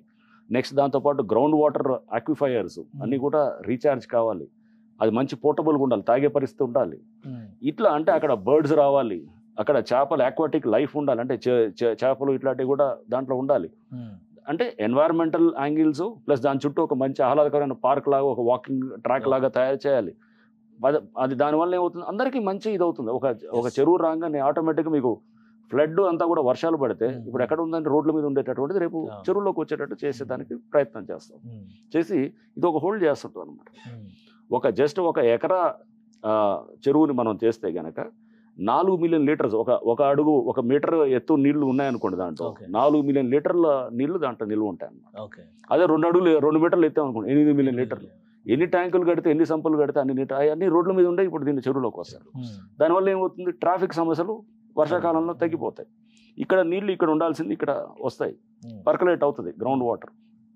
ట్రాఫిక్ సమస్యలు తగ్గితే ఒక్కొక్క రోజు ట్రాఫిక్ జామ్ వల్ల వర్షాకాలంలో 300 కోట్ల నష్టం వస్తుంది హైదరాబాద్కి. సో ఇవన్నీ మనం చేసిన ఫ్లడ్కి 4,400 కోట్లు. సో మనకి ఇవన్నీ ఇంత చూస్తే గనక అంటే ఇవన్నీ చాలా హిడెన్, అంటే ఇవన్నీ మనకి ఎలిమెంట్స్ ఉన్నాయి కాబట్టి ఇవన్నీ అంటే ఇంత నష్టం జరుగుతుంది దేశానికి. ఈ ట్రాఫిక్ జాముల వల్ల అందరూ ట్రాఫిక్లో చిక్కుంటాం, మనం వెళ్ళలేని పరిస్థితి ఉంటుంది, పెట్రోల్ డీజిల్ ఎక్సెస్ కన్జంప్షన్ ఉంటుంది. ఇవన్నీ కూడా మనం రీచ్ అవ్వాల్సిన డెస్టినేషన్ రీచ్ అవ్వలేము. ఇవన్నీ లెక్కేసుకుంటే కనుక ఎంత దిస్ ఈస్ ద స్టేట్ మన అంటే స్టేట్ గ్రాస్ డొమెస్టిక్ ప్రోడక్ట్ ఇంత చేస్తున్నది. సో ఇదే కాకుండా అసలు మైండ్ సెట్, చెరువులు కబ్జా చేయాలనేవాడు అక్కడతో ఆపడు. వాడు గవర్నమెంట్ ల్యాండ్ మీద పోతాడు, ఇంకా పక్కన మీ భూమున నా భూమున వస్తాడు. ఆ mind set, criminal mind set ఉన్నవాడు ఎక్కడ ఆగడు అనమాట. అరే ఇక్కడ పట్టించుకోలేదు కదా, దాంట్లో ముందుకు పోతే మైండ్ సెట్ మారాలి. కానీ ఒక 2 క్వశ్చన్స్ ఉన్నాయి సార్, ఎక్కువ మంది రైజ్ చేస్తుంది ఏంటంటే, మీరు కొంతమందిని టార్గెట్ చేశారు, వాళ్ళని మాత్రమే కొడుతున్నారు, పెద్ద పెద్ద బిల్డింగ్లకు నోటీసులు ఇచ్చారు.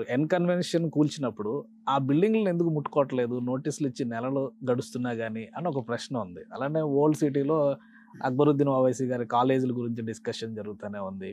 2 పెద్ద వెంచర్లు ఈ కైతలాపూర్లో కానీ బాచ్పల్లిలో కానీ బిల్డింగే వచ్చి FTL లో కట్టేశారని చెప్పని నోటీసులు వచ్చినాయి.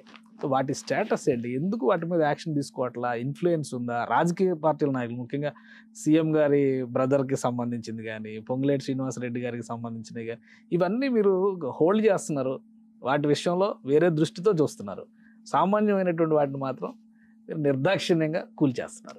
సో ఇది కూడా ఒక దుష్ప్రచారం జరుగుతుందండి, ఫస్ట్ నుంచి కూడా జరుగుతూ వస్తుంది. ఒక ఇన్స్టిట్యూషన్ని వీక్ చేయాలనుకుంటే కనుక ఇది చేయటం. సో మీరు అన్నారు ఏది దుర్గం చెరువు, ఏది తిరుపతి రెడ్డి గారిది, అప్పుడు వారి ఇల్లు ఉన్నదని చెప్పేసి దానికి ఇది FTL దానికి ఉన్నా కానీ నోటీసులు ఇచ్చారు, చేయలేదని. అసలు నోటీస్ ఇచ్చింది అప్పుడు మాకు నోటీసులు ఇచ్చే అధికారం కూడా లేదు, ఏది ఆగస్ట్ ఆ టైం.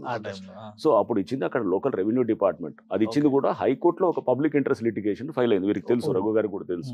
సో అది అంటే ఇప్పుడు వీరు ఇక్కడ లక్కీగా అడ్వకేట్ ఉన్నారు కాబట్టి నేను ఇంకా ఈజీగా చెప్పగలుగుతున్నాను.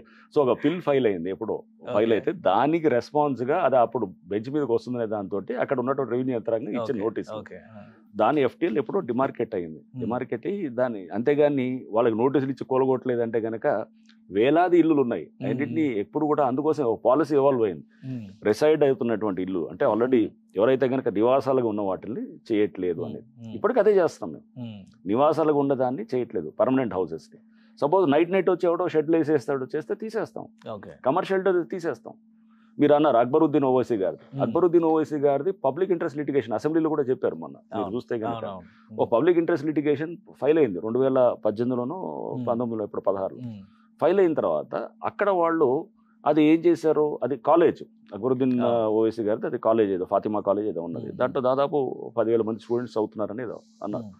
సో దాంట్లో కూడా అది ఏది ఎఫ్టీఎల్లో ఉన్న దాన్ని చేయట్లేదంటే అప్పుడు కోర్టులో ఉన్నప్పుడు కోర్టు ఒక కమిటీని అపాయింట్ చేసింది.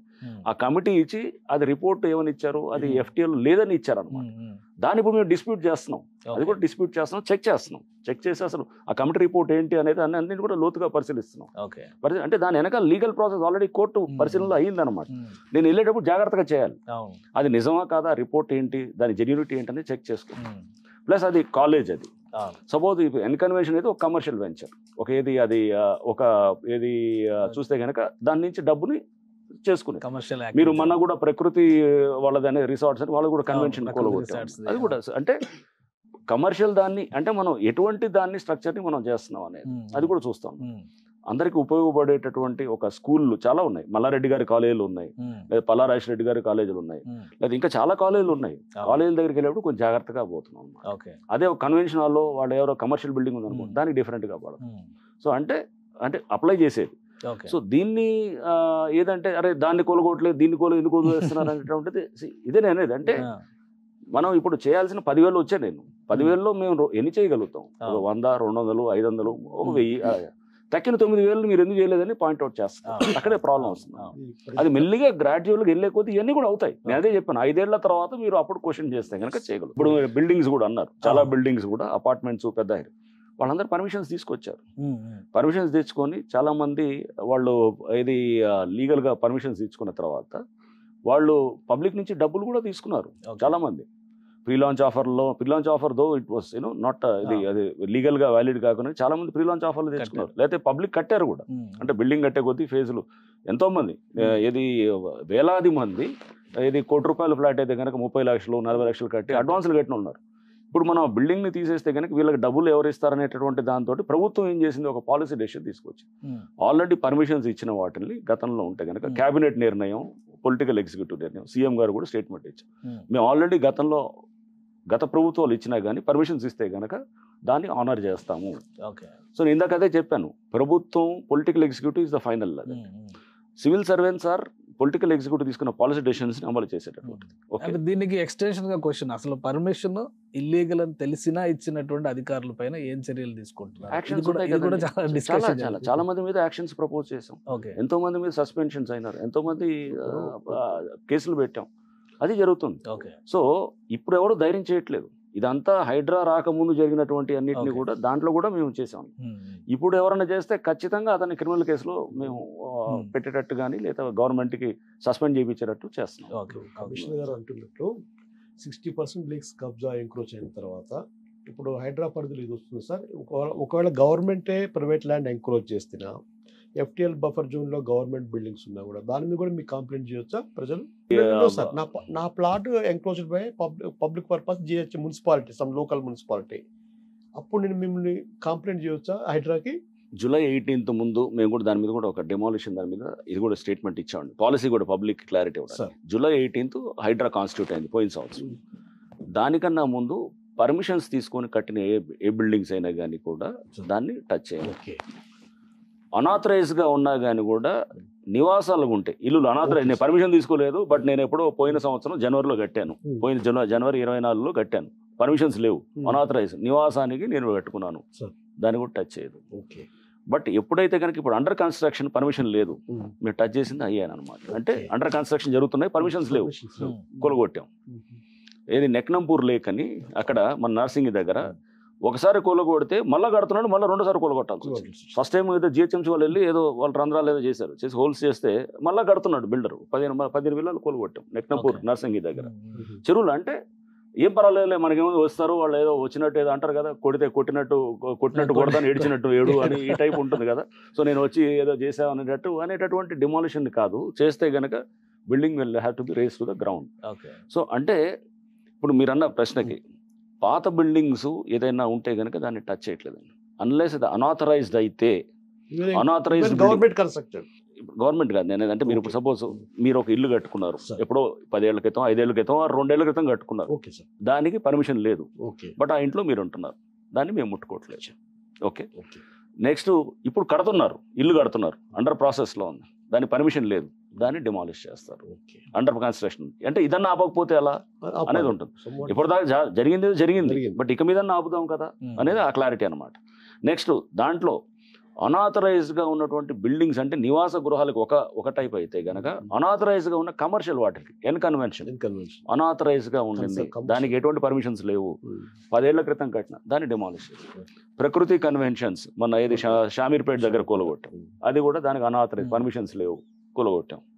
సో అంటే మీరు చూస్తే గనక అనాథరైజ్డ్ అయితే గనక సుప్రీంకోర్టు ఈ మధ్య మీరట్లో ఒక సంబంధించిన జడ్జిమెంట్లో కూడా సుప్రీంకోర్టు మన లాస్ట్ డిసెంబర్లో ఇచ్చారు, 600 షాపులు కూలగొట్టమని చెప్పి ఇచ్చారు.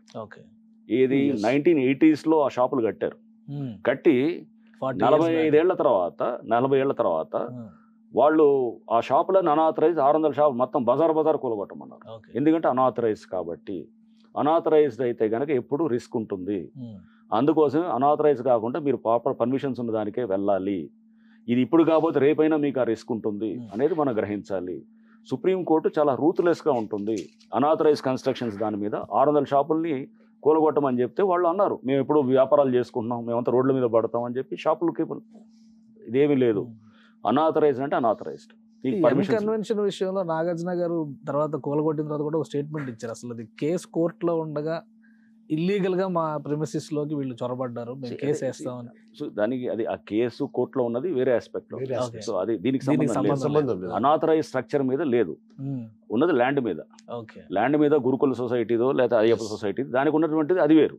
మేము ల్యాండ్ గురించి ఏం మాట్లాడలేదు, ల్యాండ్ మీద లేదా ప్రభుత్వం అంతా మాకు సంబంధం. నేను పైన మాట్లాడే స్ట్రక్చర్ గురించి, స్ట్రక్చర్ అనాథరైజ్డ్. సో ఇదంతా మిస్లీడింగ్, పబ్లిక్ ఏమనుకుంటారు అంటే అదే నేనేదంటే మీరు మనం చూడాలనుకున్నప్పుడు ఎప్పుడైనా అక్కడ కింద ల్యాండ్ అనేది అది గవర్నమెంట్ భూమా లేకపోతే నా పట్టా భూమా లేకపోతే అది, బట్ స్ట్రక్చర్ ఈజ్ అనాథరైజ్డ్.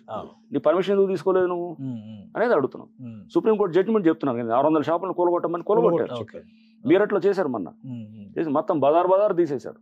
అందుకోసం పబ్లిక్ మొన్న సుప్రీంకోర్టు ఒక జడ్జిమెంట్ ఇచ్చింది, రిజిస్ట్రేషన్ లేకుండా సేల్ డీడ్ ఏదైనా ఉన్నా కానీ కూడా ట్రాన్స్ఫర్ ఆఫ్ ప్రాపర్టీ అవ్వదు. Section 54 of transfer of property act దాని కింద మీ రిజిస్ట్రేషన్ లేకుండా ఊరినే గనక ఏది మనం ఒక సేల్ డీడో లేకపోతే ఏదో ఆ సేల్ అగ్రిమెంట్ నోటరీ చేయించిందో చేస్తే కూడా మీకు పొజిషన్ హ్యాండ్ ఓవర్ చేయొచ్చు. మీ దగ్గర నుంచి నేను కొన్నానండి, మీరు కొనేటప్పుడు మన ఇద్దరి మధ్య ఒక కాగితం మీద రాసుకున్నాం, ఏది ఒక మామూలు సాదా ఏది పేపర్ మీద లేకపోతే స్టాంప్ పేపర్ మీద రాసుకొని రిజిస్ట్రేషన్ చేయించుకోకుండా మీరు నాకు అమ్మారు. నేను మీకు 50 లక్షలు ఇచ్చాను, డబ్బులు ఇచ్చాను, మీ ఇంట్లోకి వచ్చిన తర్వాత నేను ఇంట్లో ఉన్నాను, అయినా కానీ కూడా మీకు ఆ ప్రాపర్టీ దాని మీద హక్కులు మీకు సంక్రమించవు, ట్రాన్స్ఫర్ ఆఫ్ ప్రాపర్టీ అవ్వదు అని సుప్రీంకోర్టు చాలా స్పష్టంగా. అంటే మనం లీగల్ గేమ్ ఇవన్నీ ఉన్నాయి, ఇప్పుడైనా ఫాలో అవ్వాలా అంటున్నాను. నేను అలా అని చెప్పి అవన్నీ కొలగొడతామనో చేస్తామని అనట్లేదు, బట్ ఫాలో అవ్వాలి. Rules of the game are there, చట్టాలు ఉన్నాయి. Ignorance of law is no excuse. నాకు చట్టాలు తెలియదు అంటే కనుక అది ఎక్స్క్యూజ్ కాదు అనేది చాలా స్పష్టమైన లీగల్ డాక్టరీన్స్ ఉన్నాయండి. క్లారిటీ, అసలు లీగల్ గా చూస్తే ఈ ప్రాపర్టీ అనేది ఒక ఇండివిజువల్ అసెట్ కింద మనం చూడాలి. ప్రతి వ్యక్తికి కూడా ఆస్తి హక్కు ఉంది, రైట్ టు ప్రాపర్టీ అనేది ఉంది. ఒక ఇద్దరు వ్యక్తుల ప్రైవేట్ ప్రాపర్టీ మధ్య జరిగేటువంటి డిస్ప్యూట్స్ హైడ్రా పరిధిలోకి ఎంతవరకు వస్తాయి? ఇది చాలా డిస్కషన్ జరుగుతున్నటువంటి పాయింట్. అలా యాక్సెప్ట్ చేయొచ్చు అన్లెస్ వాళ్ళు కంప్లైంట్ ఇచ్చి హైడ్రా దగ్గరకు వస్తే తప్పితే. ప్రైవేట్ వ్యక్తుల మధ్య డిస్ప్యూట్ అనేది అకార్డింగ్ టు జియో లేదు, according to 99 GO. Number 1. Number 2, my question ఏంటంటే హైడ్రా పరిధిలో చాలా ఏరియాస్లలో అనాథరైజ్డ్గా ప్రైవేట్ ల్యాండ్ కూడా government panchayat office ration shop కోసము కబ్జా చేసినప్పుడు పబ్లిక్ అనేవాళ్ళు హైడ్రా కంప్లైంట్ చేయొచ్చా, సివిల్ కోర్టుకు వెళ్ళాలన్నా అనేది సందిగ్ధంలో ఉంది ఇప్పుడు స్పీడీ డిస్పోజల్ కోసం. అది అంటే ఒక గవర్నమెంట్ ఆఫీస్ మీ పర్మిషన్ ఇస్తే మీకు తెలిస్తే ప్రజలకు చాలా మేలు జరుగుతున్న ఉద్దేశం మీద నేను అడుగుతున్నాను. ఒక మీ పరిధి హైడ్రా పరిధిలో ఒక shop, civil supplies shop, private property, civil supplies department encroach చేసినప్పుడు నేను ప్రైవేట్ డిస్ప్యూట్కి వెళ్ళాలి, సివిల్ కోర్టుకి వెళ్ళాల్సి వస్తుంది, హైడ్రా కంప్లైంట్ చేయొచ్చు. దాని యూటిలిటీ ఎవరిది? Civil supply shop. ఇప్పుడు అన్నారు మీకు మా దాంట్లో కూడా హైడ్రా ఆఫీసే నాలా మీద ఉందని చెప్పారు. అసలు జిహెచ్ఎంసీ బిల్డింగే బఫర్ జోన్ లో ఉంది. Public interest. So exactly. So ఆ ఫెసిలిటీ ఒక షాప్, రేషన్ షాప్ ఉంది, ఎవరికి వాడుతున్నాడు? పబ్లిక్ వాడుతున్నారు దట్ అనుకోండి, ఈస్ ట్రూ. దాన్ని డిఫరెంట్ గా చూస్తాము. Ration shop is having only 300 square yards. Right, Adjacent there is a government land, 1 acre is there. అవును రైట్. సో అదంతా ఆక్రమణ చేశారా? చేయలే, దట్ ఈస్ కెప్ట్ వేకెంట్. అది అంటే ఎవడో అతనే కబ్జా చేసిన ఉన్నాడు. గవర్నమెంట్ పరిధిలోనే ఉంది. ఓకే, కానీ ఈ 300 yards లో మాత్రమే రేషన్ షాప్ ఎస్టాబ్లిష్ చేశారు. అంటే ఇది గవర్నమెంట్ ల్యాండ్ లో కట్టారా? ప్రైవేట్ ల్యాండ్ లో. ప్రైవేట్ ల్యాండ్ లో కడితే కనుక ప్రైవేట్ సివిల్ కోర్టుకు వెళ్ళాలి. అది అది సో అది అంటే- దాంట్లో ఇప్పుడు దీంట్లో చూడండి చాలా స్పష్టంగా సివిల్ ఇష్యూస్ లో హైడ్రా ఎంటర్ కాదు. ఇది చెప్పడం సో చాలా స్పష్టంగా ఉండాలి. అంటే ఇప్పుడు రఘు గారికి మీ ఇద్దరి మధ్యలో ఏదో ఒక భూమి పంచాయతీ ఉంది, దాంట్లోకి రాదు హైడ్రా. అది ఏంటంటే that is different. But suppose మీరున్నారు, మీరు ఒక పార్క్ ల్యాండ్ లేకపోతే ఒక రోడ్డు మీదకి వచ్చి ఎంక్రోచ్ చేసి endowment land and or endowment land whatever తీసుకొని మీరు బిల్డింగ్ కట్టారు, పర్మిషన్స్ లేవు, అనాథరైజ్డ్. చాలా ఇంపార్టెంట్, అనాథరైజ్ అనేది చాలా ఇంపార్టెంట్. అనాథరైజ్డ్ స్ట్రక్చర్ అంటే మీకు పర్మిషన్స్ తీసుకోలేదు. ఎందుకు? మీకు తెలుసు పర్మిషన్స్ రావని. ఎందుకంటే అది డిస్ప్యూటెడ్ ల్యాండ్. డిస్ప్యూటెడ్ ల్యాండ్ అంటే డిస్ప్యూట్ ఏం లేదు, మనం క్రియేట్ చేసిందే డిస్ప్యూట్. అది పార్క్, అక్కడ పార్క్ అని అందరికి తెలుసు, అది రోడ్ అని అందరికి తెలుసు. సో మీరు కట్టిన తర్వాత హైడ్రా ఖచ్చితంగా వచ్చి డిమాలిష్ చేస్తుంది. ఎందుకంటే అది అనాథరైజ్ స్ట్రక్చరు, అది పార్క్ అని ఎస్టాబ్లిష్ చేస్తున్నాం, లేదా రోడ్ అని ఎస్టాబ్లిష్ చేస్తున్నాం, లేదా వెళ్ళే రోడ్లను బంద్ చేస్తున్నారని చెప్పి ఎస్టాబ్లిష్ చేస్తున్నాం. గూగుల్ మ్యాప్స్ ఉంటాయండి, పాత రోడ్ అనేది చూపిస్తుంటుంది. ఆ మ్యాప్స్ తీసి స్క్రీన్ మీద చూస్తుంటాం. ఇది ఇంతకుముందు రోడ్డు ఉన్నదాన్ని ఇప్పుడు సడన్గా ఎవడో కట్టేస్తాడు, దాన్ని గోడలు కట్టేసి. మన నల్లమల్లారెడ్డి అదే కదా ఇష్యూ. రోడ్లు గోడలు కట్టారు, గోడలు కట్టి లోపల 2000 మంది పైన చిన్న చిన్న పేదవాళ్ళు, అంతా middle class, lower middle class, వాళ్ళందరినీ కబ్జా చేసుకొని మొత్తం అతను ఇది చుట్టూ గోడలు కట్టుకున్నాడు. ఒక పెద్ద గోడలు కూడా అదేందో 8 అడుగులు 10 అడుగులు ఏదో జైలు గోడలు ఉంటాయి ఆ టైపు కట్టి అది కట్టినప్పుడు దారులన్నీ బంద్ చేశారు. దానికి ఒకటే ఎంట్రీ ఒకటే ఎగ్జిట్, లేదా 2 ఎంట్రీలు పెట్టారు. 2 ఎంట్రీలు పెట్టారు, ఎగ్జిట్ అంటే వస్తే పోతే దాంట్లో నుంచి పోవాలి. నైట్ టైం అయిన తర్వాత లేదు. ప్లాట్లు అమ్మాలంటే కనుక అతనికే అమ్మాలి. అంటే అక్కడ బయట 30,000 ఉంటే ఇక్కడ 15,000కే అమ్మాలన్నమాట. అంటే ఒక ఏంటిది, ఏమన్నా రాచరికపు వ్యవస్థనా, లేకపోతే ఏమన్నా ఫ్యూడల్ వ్యవస్థనా, లేకపోతే ఏమన్నా పెత్తందారి వ్యవస్థనా? కాదు కదా. సో ఇది ఒక కేజీఎఫ్ సామ్రాజ్యం లేదా ఏమన్నా కాదు కదా. సో ఇది ప్రజాస్వామ్యం. సో దానికి నువ్వు ఎలా గోడలు కట్టి మొత్తం బ్లాక్ చేస్తావు? మా మీద కంటెంప్ట్ వేశారు. Will face all those things. Contempt ఇప్పుడు చాలా పడ్డాయి మా మీద, ఒక దాదాపు 7 కేసులు కంటెంప్ట్ వేశారు. బట్ ఇవన్నిటిని ఎదుర్కొంటాం, చట్టపరంగానే ఎదుర్కొంటాం. వారికి ఉన్న లీగల్ రైట్ ఉంటే మాకు కూడా లీగల్ రైట్స్ ఉంటాయి. సో మేము కూడా ఎదుర్కొంటాం. బట్ అక్కడ ఈ వేలాది మంది ఎఫెక్ట్ అయిన వాళ్ళు ఉన్నారన్నమాట. ఇష్టానుసారంగా కబ్జానే మనం చేయాలనుకుంటే ఇట్లాంటి వాళ్ళు చాలా మంది ఉన్నారు. I do not have anything particular. Mallareddy గారు, నల్లమల్లారెడ్డి గారు వాళ్ళు వ్యక్తులు అనేది అంతే తెలుసు. వ్యవస్థ గురించి మాట్లాడుతారు. సో డిజాస్టర్ మేనేజ్మెంట్ ఏ వింగ్స్ పరిధి ఉందండి? ఏ వింగ్స్ వరకు వెళ్ళొచ్చు government organization? Disaster management and asset protection అనేది సెకండ్ పార్ట్. డిజాస్టర్ మేనేజ్మెంట్ అనేది ఇప్పుడు ఇవన్నీ కూడా డిజాస్టర్ మేనేజ్మెంట్ లో భాగమే. ఒక చెరువును ప్రొటెక్ట్ చేసేది ఇస్ ఆల్సో డిజాస్టర్ మేనేజ్మెంట్ లో భాగమే. సో ఎందుకంటే మీరు వాటర్ని మీరు ఎప్పుడైతే దాని హోల్డింగ్ కెపాసిటీ పెంచారో, వర్షం నీళ్ళని మీరు తీసుకొని దీంట్లో తీసుకొస్తున్నారో అది కూడా ఆటోమేటిక్గా ఉంటుంది. డిజాస్టర్ మేనేజ్మెంట్ ఇప్పుడు లోపల డ్రైనేజెస్ అన్నింటినీ కూడా మనం కింద నాలాస్ అన్నింటినీ కూడా దాన్ని కూడా మొత్తం ఇది బ్లాక్ అయింది, క్లాగ్ అయింది అనుకోండి. ఇప్పుడు మేము రోబోటిక్ కట్టర్స్ అనేది తెచ్చేది ట్రై చేస్తున్నాం. జర్మనీ నుంచి ఎక్విప్మెంట్ తెప్పిస్తున్నాం, ట్రై చేస్తున్నాం. అంటే కింద ఈ నాలాస్లో కానీ పైపుల్లో కానీ ఈ అంతా చెత్త అంతా పెరిగిపోయి వెళ్లకుండా, నీళ్ళు వెళ్లకుండా ఉన్నది, దాన్ని కట్ చేసేటటువంటి సిస్టమ్ ఉండాలి. అది రోబోటిక్ కట్ చేస్తూ కమాండ్ కంట్రోల్ సెంటర్ కనెక్ట్ అయి ఉండాలి. మన బంజారా హిల్స్ లో ఇంటిగ్రేట్ దాన్ని కనెక్ట్ అయ్యేటట్టు చేస్తే గనక అక్కడ నుంచి మనం జరిగేదానికి అలా చేసే సిస్టమ్ తయారు చేయాలి. ఎక్కడున్నా కానీ అలా మనకి బ్లాక్స్ అయినా తెలిసేటట్టు ఉండాలి. రోడ్డు మీద ఎక్కడైనా జామ్ అయితే కనుక కమాండ్ కంట్రోల్ సెంటర్కి ఎలా అయితే తెలుస్తుందో, మురికి నీళ్ళలో కూడా వెళ్ళేదానికి దానికోసం ట్రై చేస్తున్నాం. టెక్నాలజీని మనం యూజ్ చేయాలి. కొత్త టెక్నాలజీస్ చాలా ఉన్నాయి. ఇప్పుడు మనకి కొత్త మనం ఇప్పుడు ఉన్నది ఏది ఒక చాలా అడ్వాన్స్డ్ ఆర్టిఫిషియల్ ఇంటెలిజెన్స్ దీంట్లో ఉన్నాం. ఏ యుగంలో మనం ఇంకా ఏదో మనం పురాతన టైప్లో ఆలోచన చేయడానికి లేదు కదా. సో దీనికి టెక్నాలజీస్ తీసుకురావాలి. ప్రపంచంలో ఎక్కడ ఉన్నా కానీ బెస్ట్ టెక్నాలజీస్ తీసుకొచ్చి మనం ఇక్కడ యూజ్ చేసేదానికి ట్రై చేయాలి. దానికోసం మేము అందుకని నేను ప్రతిరోజు వారంలో ఒకరోజు టెక్నాలజీ కోసం పెడతాను అన్నమాట. మంగళవారం ఇది మన కంప్లైంట్స్ కోసం ప్రజావాణి అనేది సోమవారం ఎట్లా అయితే పెడతాము, టెక్నాలజీ కోసం మంగళవారం పెడతాం. ఫీల్డ్ ఎంక్వైరీస్ కోసం ఒక రోజు పెడతాం, ఫీల్డ్ లోకి వెళ్తాం. అట్లా ఎక్స్పర్ట్స్ కూడా వచ్చి సజెషన్స్ అందరూ ఉంటారు. మేము టెక్నాలజీని ఇన్వైట్ చేస్తాం. చాలా మంది ఎవరైనా కానీ కంట్రీ నుంచి కూడా మాకు కాంటాక్ట్ చేయొచ్చు. ఇంటర్నేషనల్ వాళ్ళు కూడా కాంటాక్ట్ చేయొచ్చు. కాంటాక్ట్ చేసి మా దగ్గర ఇదిగోండి మీకు దీనికి కావాల్సిన టెక్నాలజీస్ మా దగ్గర ఉన్నాయంటే మేము వీళ్ళు యూటిలైజ్ దేర్ సర్వీసెస్. ఫస్ట్ ఒక పైలట్ ప్రాజెక్ట్ కింద ఒకటి చేస్తాం, ఒక చిన్న ప్రాంతాన్ని ఇచ్చి వాళ్ళ ద్వారా ట్రై చేస్తాం. ప్రతి డిమాలిషన్ వెనకాల పొలిటికల్ మోటివ్ ఉంటుంది అనేది ప్రజల్లో ఉన్నది సార్. అది లీగల్ ఆస్పెక్ట్స్లో సివిల్ లాస్ని, క్రిమినల్ లాస్ని, తెలంగాణలో so many laws to protect the forces properties, వాటన్నిటినీ ఓవర్కమ్ చేస్తూ మీరు ఎలా స్టాండ్ అవుతారు అనుకుంటున్నారు HYDRAA based on that GO 99 before the courts? మనం ఇప్పుడు చూస్తే కనుక జియో MS 99 ద్వారా మనకి ఈ హైడ్రా అనేది కాన్స్టిట్యూట్ చేశారు.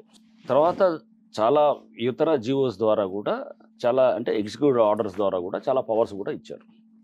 అంటే ఇది వాల్టా యాక్ట్ కింద, లేకపోతే కనుక ఈవెన్ GHMC యాక్ట్ని దాంట్లో ఆర్డినెన్స్ ద్వారా తీసుకొచ్చి తర్వాత దాన్ని అసెంబ్లీలో కూడా పాస్ చేసి 374B అనేది ఒక సెక్షన్ని ఇన్సర్ట్ చేశారు యాక్ట్లో కూడా, అంటే అమెండ్మెంట్ కూడా తీసుకొచ్చి దానికి కూడా అంటే హైడ్రాకి GHMC దానికి సంబంధించి కూడా కావాల్సినటువంటి ఒక స్టాట్యూటరీ పవర్స్ కూడా కొన్ని దాంట్లో కూడా రావడం జరిగింది. అంటే ఇట్లా వివిధ చట్టాల ద్వారానే మాకు పవర్స్ని కూడా డెలిగేట్ చేస్తూ చేసినటువంటిది జరిగింది. అంటే హైడ్రాకి ఏమి చట్టాలు పవర్స్ ఏమీ లేకుండా చేస్తుంది కాదనమాట, అన్నిటి ద్వారానే లీగల్గానే ఎగ్జిక్యూటివ్ ఆర్డర్స్ అంటే ఒక వాల్టా యాక్ట్ ఉంది, లేకపోతే మీరు చూస్తే కనుక ల్యాండ్ ఎంక్రోచ్మెంట్ యాక్ట్ ఉంది. సో ఇవన్నిటి కూడా చట్టాలు ఉన్నాయి, దాన్ని డెలిగేట్ చేస్తూ మాకు పవర్స్ ఇవ్వటం జరిగింది. అది చేసేటటువంటి ఆ పవర్స్ గవర్నమెంట్కి ఉందన్నమాట. ఉన్నప్పుడు అంటే ఒక దీన్నే మనం ఇప్పుడు చెప్తున్న GHMC యాక్ట్లో చట్టబద్ధతలు, మున్సిపాలిటీస్ యాక్ట్ ఉంది, మున్సిపాలిటీస్ యాక్ట్ ద్వారా మాకు పవర్స్ ఇవ్వటం అనేది. సో ఇట్లా రకరకాలుగా వస్తుంది. ఇప్పుడు ఒక పోలీస్ స్టేషన్ కాన్స్టిట్యూట్ అవుతుంది. పోలీస్ స్టేషన్ కాన్స్టిట్యూట్ అయ్యేటప్పుడు కూడా దాంట్లో కూడా CRPC ద్వారా ఒక పోలీస్ స్టేషన్ని కాన్స్టిట్యూట్ చేసేటటువంటిది, అట్లానే పీనల్ కోడ్ ద్వారా ఉండేటువంటి ప్రావిజన్స్ని మేము అప్లై చేసేదానికి ఒక పోలీస్ స్టేషన్ కాన్స్టిట్యూట్ చేస్తూ కూడా ఒక CRPCలో సెక్షన్ 2 దాని కింద మాకు ఇచ్చినటువంటి ఒక పోలీస్ స్టేషన్ వస్తుంది. సో ఇవన్నిటికీ కూడా చట్టబద్ధత ఉంది. చట్టబద్ధత లేదంటే కనుక అసలు గవర్నమెంట్ డెలిగేట్ చేసే అధికారమే చట్టం అని చెప్తున్నప్పుడు న్యాచురల్గా దానికి డెలిగేట్ చేస్తున్నప్పుడు దానికి చట్టపరమైన కంపారిటివ్లీ ఎగ్జిస్టింగ్ కాన్స్టిట్యూషనల్ లాస్ కానీ సివిల్ లాస్ కానీ దాంతో కాంట్రడిక్షన్స్ ఉండదు. ఎక్కడైతే ఈ డెలిగేట్ చేస్తున్నప్పుడు ఎగ్జాక్ట్లీ ఎక్కడైతే గనక వేరే చట్టంతో గనక దాన్ని కాంట్రడిక్ట్ చేస్తే గనక న్యాచురల్గా ఆ కాంట్రడిక్షన్ ఉన్నప్పుడు ఆ చట్టమే ఇది అవుతుంది. అలాంటి టైంలో దీని పరిధిని పెంచాల్సిన అవసరం చాలా ఉందని కోరుకుంటున్నాను. వస్తుందండి, ఇది కూడా మీరు అంటున్నారు ట్రిబ్యునల్స్ వస్తాయి. నెక్స్ట్ ఇంకా దీనికి మెల్లికి వెళ్ళే కొద్దీ దీనికి చట్టబద్ధత కూడా తీసుకురావచ్చు. సో అంటే రకరకాల యాంగిల్స్లో వెళ్ళొచ్చు. ముందుకు వెళ్ళే కొద్దీ కూడా దీనికి మనకి దీన్ని లీగల్గా ఇంకా స్ట్రెంథెన్ చేసేటటువంటి విధంగా కూడా దీన్ని రేపు ఒక స్టాట్యూటరీ బేసిస్ ఇచ్చేటటువంటి ఆర్గనైజేషన్గా లైక్ చెప్పారు national human rights commission are ఒక స్టాట్యూటరీ బేసిస్ చాలా వాటికి మనకి. ఇప్పుడు ఔటర్ రింగ్ రోడ్డు పరిధి అంతా విస్తరిస్తున్నాం, తర్వాత HMDA లిమిట్స్ వరకు హైడ్రాని విస్తరిస్తున్నాం. అంత సరిపడినంత మ్యాన్ పవర్ కానీ ఇన్ఫ్రాస్ట్రక్చర్ కానీ హైడ్రాకి డెలిగేట్ అయిందా? అంటే ఇప్పుడు నెక్స్ట్ అది మనం చూసాం. ఇప్పుడు HMDA పరిధి 12 జిల్లాలకు విస్తరిస్తూ గవర్నమెంట్ క్యాబినెట్ డెసిషన్ తీసుకున్న తర్వాత దాదాపు 10,000 చదరపు కిలోమీటర్ల దాకా హైడ్రాకి ఇప్పుడు ప్రస్తుతం ఔటర్ రింగ్ రోడ్ దాకా ఉంది. ఇంకా అది మాకంటే ఇది నేను పేపర్లో చూసాను, అంటే ఉన్నాయి రీజనల్ రింగ్ రోడ్ దాకా తీసుకెళ్లాలనే ప్రతిపాదనలు ఉన్నాయని. నేను కూడా అంటే నా దగ్గర అయితే మాకైతే ఎటువంటి ప్రతిపాదనలు మేము పంపించలేదు, అలా లేదు. కానీ బట్ ముందు ప్రభుత్వం ఆలోచన ఆ విధంగా ఉందనుకోండి, తప్పకుండా దాన్ని ఫాలో అవుతూ దానికి మనం ఏం చేయాలి, స్ట్రెంథెన్ చేయాల్సిన అవసరం కూడా ఉంటుంది. ఇప్పుడు 100 మందితో పని చేసేది రేపు 150 మంది పని చేయాల్సి వస్తుంది, అంటే ఇంకొంచెం ఎక్కువ స్ట్రెంథెన్ చేయాల్సి వస్తుంది. సో అంటే దాన్ని రేపు రీజనల్ రింగ్ రోడ్ ద్వారాను లేకపోతే స్టేట్ మొత్తం ఎక్స్టెండ్ చేయమని మన కొంతమంది అసెంబ్లీలో కొంతమంది MLAs కూడా రిక్వెస్ట్ చేస్తూ మాట్లాడారు అసెంబ్లీలో. ఏపీలో కూడా పెట్టమని చెప్పేసి కూడా అక్కడ కూడా డిమాండ్ ఉంది. అంటే దీన్ని బట్టి మనం అర్థం చేసుకోవాల్సింది ఏంటి, ఒకవేళ గనక హైడ్రా సరిగ్గా పనిచేయకపోతే గనక ఇన్ని డిమాండ్స్ ఎందుకు వస్తాయి? సో ఫస్ట్ బేసిక్ క్వశ్చన్ మనం వేసుకుంటే గనక హైడ్రా అనే దానికి పనితీరు ఉంది కాబట్టి వేరే రాష్ట్రాలు కూడా దీన్ని చేస్తున్నాయి. ISB Indian school of business వాళ్ళ జర్నల్లో వాళ్ళు ISB హైడ్రా మీద ఒక ఆర్టికల్లో ప్రచురించారు. మొత్తం అది ఇంటర్నేషనల్ జర్నల్లో అన్నమాట. చేసి ISB Indian school of business ఒక చాలా ప్రతిష్టాత్మకమైనటువంటి ఇన్స్టిట్యూషన్ హైడ్రా గురించి చెప్తూ ఇది ఒక అంటే ఇట్స్ అన్ ఎపాక్ మేకింగ్, ఇదంటే అంటే దీన్ని ఒక హిస్టారికల్ డెసిషన్గా తీసుకుంటూ ఇట్లాంటిది అనేది సంస్థలు అనేది రేపు మొత్తం దిశని మార్చేటటువంటి దీంట్లో ఉంటుంది అనేటటువంటిది చెప్తూ ఎన్వైర్న్మెంట్ ప్రొటెక్ట్ చేయడానికి, ఎకలాజికల్ బ్యాలెన్స్ తీసుకురావడానికి ఇటువంటి సంస్థలు, గ్రాబింగ్ని చెక్ చేయడానికి ఇటువంటి సంస్థలు అనేది చాలా ఆవశ్యకత ఉన్నది అని చెప్తూ ISBలో ఒక ఆర్టికల్లో పెద్ద ఆర్టికల్ పబ్లిష్ చేశారు అనమాట. సార్ ఇంకోటి, ఇప్పుడు మూసీ రివర్ ఫ్రంట్ గురించి CM గారు మాట్లాడుతున్నారు, మొత్తం బ్యూటిఫికేషన్ చేయాలని. అలాగే ఇప్పుడు కేవీఆర్ పార్క్ మీరు ఇందాక ప్రస్తావించారు, అది ఒక మంచి లంగ్ స్పేస్ అని చెప్పారు. దాని చుట్టుపక్కల కూడా ట్రాఫిక్ కంజెషన్స్ తగ్గించడానికి కొన్ని ప్రపోజల్స్. ఇప్పుడు రీసెంట్ గా మొన్నే అల్లు అర్జున్ గారి మామగారు కేసులు వేశారు కోర్టులో, అది పబ్లిక్ ఇంట్రెస్ట్ లిటిగేషన్స్ అందులో మెన్షన్ చేశారు. ఏంటి ఇలా ఒక డెసిషన్ తీసుకోగానే అటు నుంచి ఇంకొక కాన్ఫ్రంటేషన్, ఇంకొక రకమైనటువంటి వ్యతిరేకమైనటువంటి భావజాల ప్రదర్శన ఇవి జరుగుతున్నాయి. సో ఇవి పబ్లిక్ ఇది మంచి ఇది చెడు అని తెలవడానికి ఎంతవరకు స్కోప్? ఫస్ట్ నేను మూసీకి సంబంధం లేదండి, హైడ్రాకి సంబంధం లేదు. రెండోది కేబీఆర్ పార్క్ చుట్టూ ట్రాఫిక్ సంబంధించిన ఈజ్ అవుట్ చేయడానికి చేస్తున్నటువంటి ఏదైనా అక్కడ ఫ్లైఓవర్స్ కానీ దాంట్లో కూడా హైడ్రాకి సంబంధం లేదు. సో నాకు మనం దాని గురించి తెలియనప్పుడు నేను కామెంట్ చేయటం బాగా. బట్ డెఫినెట్గా ఏం చేస్తుంటారు, ఒక మంచి చేయాలనుకున్నప్పుడు నెగిటివ్ పుల్ చేసే వాళ్ళు కూడా ఉంటారు. సో రకరకాలు ఉంటాయి ఫ్యాక్టర్స్ అన్ని పనిచేస్తున్నప్పుడు. మనం కొన్ని సందర్భాల్లో మనం వెళ్ళిపోతుండాలి. మనం నెగిటివ్స్ పనిచేస్తున్నాయనో అది మనకి వ్యాలిడ్ ఒక రీజనబుల్గా కనబడే నెగిటివ్ ఇది అనుకోండి, అంటే ఒక క్రిటిసిజం రీజనబుల్గా ఉంది అనుకోండి, తీసుకుంటాం. క్రిటిసిజం కోసం క్రిటిసైజ్ చేస్తూ మనం చేసే ప్రతి దాన్ని కూడా క్రిటిసైజ్. ఇప్పుడు మీరు ఉంటారు, మిమ్మల్ని మీ ఫ్యామిలీలో ఉంటారు, మీ ఫ్యామిలీలో మిమ్మల్ని క్రిటిసైజ్ చేసేవాడు ఒకడు ఉంటాడు. మంచి చెప్పేవాడు ఎవరో మీ తండ్రి చెప్తాడు, లేకపోతే మీ అన్నో తమ్ముడో ఎవరో మంచి చెప్పేవాడు ఉంటారు. వాళ్ళ మనం తీసుకుంటాం. ఎప్పుడు మీరు ఏం చేసినా తప్పు పట్టేవాడు ఒకడు ఉంటాడు. అట్లాంటి వాళ్ళు మనం తీసుకుంటాం, పక్కన పడేస్తాం. సేమ్ థింగ్, మనం ఏం చేసినా తప్పు పట్టే వాళ్ళని సెపరేట్ చేయాలి. రీజనబుల్గా క్రిటిసైజ్ చేసేవాళ్ళు మనం తప్పకుండా దాన్ని ఆలోచన చేయాలి. అంటే ఇతన్ని అరే లేదు ఇతను ఇదొక యాంగిల్ ఇస్తున్నాడు, మనకి ఆలోచన చేద్దాం, ఈ పర్స్పెక్టివ్ కూడా చూద్దాం అనే దాన్ని కూడా చూడాలి. హైడ్రా కాన్స్టిట్యూయెన్సీలో sir any transfer of property public భయంతో ఉన్నారు, జాగ్రత్తతో ఉన్నారు, సంతోషంగా ఉన్నారు. హైడ్రా వల్ల ఒక property transfer of property sale కానీ ఎలిమినేట్ అయ్యేటప్పుడు మీ నుంచి ఏమైనా ఎన్ఓసి క్లారిటీ ఇచ్చే ఆర్గనైజేషన్ ఉందా మీలో? లేదండి, అసలు ఆ టైప్ ఆఫ్ లేదు. అసలు ఎన్ఓసీస్ బెటర్ దెన్ అంటే ఈ ఎన్ఓసీస్ ఇవన్నీ ఇవ్వటం అనేది మొదలెడితే కనుక ఇది ఏమంటారండి, power corrupts, absolute power corrupts absolutely. So ఎక్కువ పవర్స్ తీసుకొచ్చి చేశారు అనుకోండి, తెస్తే గనక HYDRAA also will become some other like అన్ని అదర్ ఇన్స్టిట్యూషన్. మళ్ళీ ఎన్ఓసీలు ఇవ్వటం ఇవన్నిటికీ చేస్తే కనుక తర్వాత డ్యామేజ్ అయ్యే బదులు మీ మీద నమ్ముకున్నప్పుడు మీరే క్లారిటీ చెప్పగలిగితే. అందుకోసం అసలు ఎన్ఓసీలు లేకుండా ఇప్పుడు అందుకోసం మేము ఎఫ్టీఎల్ చాలా జాగ్రత్తగా చేస్తున్నాం, డిమార్కేట్ చేస్తూ ప్రపోజల్స్ వచ్చాయి.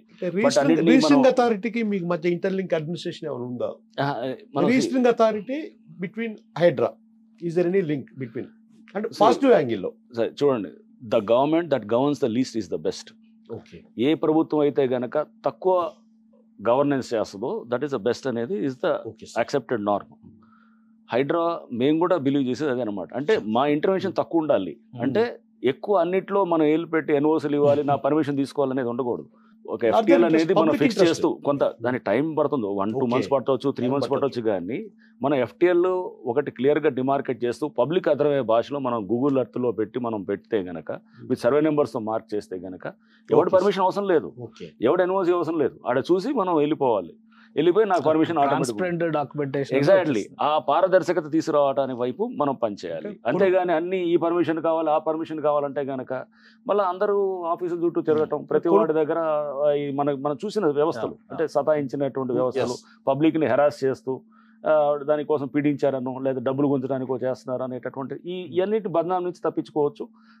That is the system of governance. ఇప్పుడు మనం వెళ్ళాల్సింది ఆ దిశగా వెళ్ళాలి, వీలైనంత వరకు తక్కువ ఇంటర్ఫిరెన్స్ ఉండాలి, అది సిస్టమిక్ గా మనం ఎవాల్వ్ చేయాలి. సో మీరు చీఫ్ మినిస్టర్ గారితో చాలా సార్లు ఇంటరాక్ట్ అవుతూ ఉంటారు, హైడ్రా అనే కాన్సెప్ట్ ఎవాల్యుయేషన్ దగ్గర నుంచి ఇప్పటి వరకు. సో ఆయన ఎక్స్పెక్ట్ చేసినటువంటి రీచ్, హైడ్రాకి సంబంధించినటువంటి ఇమేజ్ కానీ రిజల్ట్స్ కానీ ఎంతవరకు వచ్చినాయి? డెఫినెట్గా అండి, సీఎం గారు ప్రభుత్వం నుంచి మాకు ఈ సపోర్ట్ లేకపోతే గనక హైడ్రా ఈ విధంగా పనిచేసే పరిస్థితి ఉండదు. అసలు వారు అన్నిట్లో మమ్మల్ని మీరు చూశారు, మన ఇసుక దీంట్లో కూడా తీసుకొని శాండ్ దాంట్లో కూడా తీసుకొని చేశారు, అంటే అడ్వర్టైజ్మెంట్స్ ఇస్తున్నారు. సో అంటే హైడ్రా మీద అంత నమ్మకం ఉంది కాబట్టే ఉన్నదన్నమాట. సో అసలు ప్రభుత్వం నుంచి ముఖ్యమంత్రి గారి నుంచి ఆ సపోర్ట్ ఉండబట్టే మేము ఇవన్నీ చేయగలుగుతున్నాం. ఓకే, సో ఇప్పుడు ఏది మనం చేయడానికి ఒక మార్పు వైపు ట్రై చేస్తున్నాం అనమాట. దీంట్లో నేనేది ప్లస్లు మైనస్లు ఉంటాయి, అన్ని మనం అంత ప్లస్లే ఉంటాయి మైనస్లు లేవు అని అంటున్నా. బదనాములు ఉంటాయి, మనం ఎలిగేషన్స్ ఉంటాయి, వాడిని వదిలేశారని ఉంటుంది, రకరకాలు ఉంటాయి. అన్నిటినీ జాగ్రత్తగా పరిగణలోకి మిమ్మల్ని కూడా పర్సనల్ గా టార్గెట్ చేసేవాళ్ళు చేశారు. నన్ను కూడా టార్గెట్ చేశారు, మా ఇల్లు బఫర్ జోన్ లో ఉందని చెప్పిన వాళ్ళు ఉన్నారు, రకరకాలుగా ఉన్నాయి. సో అంటే ఇవన్నిటిని తీసుకోగలగాలి, తీసుకొని ఫైనల్గా ఏం చేయాలి, మన లక్ష్యం మనది చాలా క్లియర్గా ఉండాలి. సో మన టార్గెట్ అంటారు చూసారా, ఏదో అది అర్జునుడు అదేది మత్స్యంత్రం దాన్ని ఛేదించేటప్పుడు మనకి అది అది మనం చాలా స్పష్టంగా అది దాన్ని అంత లక్ష్యంతో పోవాలన్నమాట. సో ఈ హైడ్రా సక్సెస్ రేషియోలో రంగనాథ్ గారు అంటే హైడ్రా అంటే రంగనాథ్ గారు అనే ఇమేజ్ వచ్చింది. సో మీ పాత్ర ఎలాంటిది, ఎంత ఉంది అనుకుంటారు? నేను అనుకోవటం ఇది బహుశా ఎల్లిగా అంటే ఇనిషియల్ గా ఇది ఉంది, but over a period of time వ్యక్తులు ఇంపార్టెంట్ కాదండి, వ్యవస్థ అనేది ఎస్టాబ్లిష్ చేయాలి. సో ఒక గ్రహవంశు పెట్టినప్పుడు వ్యాస్ గారు అనే పేరు వచ్చింది, మెల్లికి వెళ్ళే కొద్దీ గ్రహవంశ్ అనేది ఎస్టాబ్లిష్ అయింది. సో ఒక టాస్క్ ఫోర్స్ పెట్టినప్పుడు అప్పుడు పెట్టిన ఆఫీసర్స్ ఉండొచ్చు. సో వ్యక్తులు పేర్లు ఇనిషియల్గా రావచ్చాము కానీ but over a period of time system stabilize అయ్యే కొద్దీ ప్రతి వాడు కాంట్రిబ్యూట్ చేస్తాడు. సో కాంట్రిబ్యూట్ చేసేటప్పుడు ఇప్పుడు నేను ఒకలాగా కాంట్రిబ్యూట్ చేయొచ్చు, ఇంకొక హైడ్రా కమిషనర్ ఇంకొకలాగా కాంట్రిబ్యూట్ చేయొచ్చు. ఎవరి పర్స్పెక్టివ్ వాడిది ఉంటుంది, ఎవరి వర్కింగ్ విధానం ఒకలాగా ఉండొచ్చు, ఒక్కొక్కటి పద్ధతి ఒక్కొక్కలా ఉండదు. అంటే మీరు ఐపీఎస్ బ్యాక్గ్రౌండ్, పోలీస్ మైండ్ సెట్తో ఆలోచించడం వలన ఇంత ఎఫిషియన్స్గా, ఇంత అంటే ఒక విషయం పైన యాక్షన్ తీసుకునేటప్పుడు ఎంత స్ట్రింజెంట్గా యాక్ట్ అవ్వాలో అంత స్ట్రింజెంట్గా యాక్ట్ అయ్యారు. మీరు కొట్టేసే విషయంలో కానీ అవతల వైపు కబ్జాదారుల విషయంలో కూడా అంతే టఫ్గా యాక్ట్ చేశారు. ఇది ఎలా సాధ్యమైంది? ఇది సాధ్యం అనేది ఏం లేదండి. దీనికి సాధ్యం అవ్వడానికి పెద్ద అక్కడ ఇష్యూని అర్థం చేసుకోవాలి, దీనికి ఏమేమి ఫ్యాక్టర్స్ ప్లే చేస్తున్నాయని చూడాలి, చూసి దీన్ని ఎలా మనం ఒక స్ట్రాటజీతో పోవాలి. పోయినప్పుడు అన్ని ఆలోచన చేస్తాం. ప్రజాస్వామ్యంలో ఊరిని వెళ్ళి గోడకెళ్ళి కొట్టుకునేది ఉండదు, అన్ని యాంగిల్లో కూడా చెక్ చేసుకోవాలి. చేసుకున్న తర్వాత ఇది మనం వెళ్ళి దీన్ని ఈ విధంగా హ్యాండిల్ చేయాల్సి వస్తుంది ఉంటుంది. ఒక స్ట్రాటజీ ఉంటుంది, ఒక ప్లాన్ ఆఫ్ యాక్షన్ ఉంటుంది. సో చేస్తూ దాన్ని మనం ముందుకు తీసుకెళ్ళాలి. ఇచ్చిన బాధ్యతని మనం అక్కడ ఏదో గోడకెళ్ళి కొట్టేసుకొని మనం కింద పడిపోతే కాదు కదా.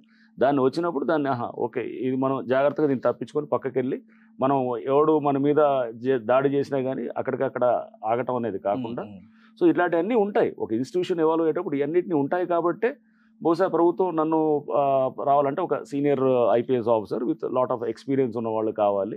ఎందుకంటే దాన్ని హ్యాండిల్ చేయడానికి ఎక్స్పీరియన్స్ పనికొస్తుందనే దాంతో పెట్టారని నేను అనుకుంటున్నాను. సో మీకు పూల వర్షాలు ఎలా కురిసినాయో అలానే విమర్శలు కూడా వచ్చినాయి, వీటన్నిటిని తట్టుకొని నిలబడ్డారు. కానీ ఇప్పుడు ఉన్న సిచ్యుయేషన్స్లో హైడ్రా ప్రయారిటీని ఎవరు కొట్టిపడేసే పరిస్థితి లేదు. ఈవెన్ అపోజిషన్ లీడర్స్ కూడా హైడ్రా వద్దు అని చెప్పట్లా, జరుగుతున్నటువంటి పనుల్లో కొన్ని కరెక్షన్స్ చెప్తున్నారు వాళ్ళు, ఈ మార్పులు చేస్తే బాగుంటుంది అనేటువంటిది ఒక సామాన్యమైనటువంటి వ్యక్తి హైడ్రాకి రిలేటెడ్గా ఇంటరాక్ట్ కావాలన్నా, మీకు రిపోర్ట్ చేయాలన్నా, రావాలన్నా ఏంటి సోర్స్ ఏంటి? మీరు ఏమన్నా టోల్ సెంటర్స్, టోల్ ఫ్రీ ఉన్నాయండి, మా టోల్ ఫ్రీ నెంబర్స్ ఉన్నాయి, మా ఆన్లైన్ ద్వారా కంప్లైంట్స్ ఇచ్చే విధానం ఉంది, ఇవన్నీ ఉన్నాయి. కానీ అవన్నీ ఉండొచ్చు, పేపర్లో కూడా వచ్చి దాన్ని కూడా రియాక్ట్ అవుతాం.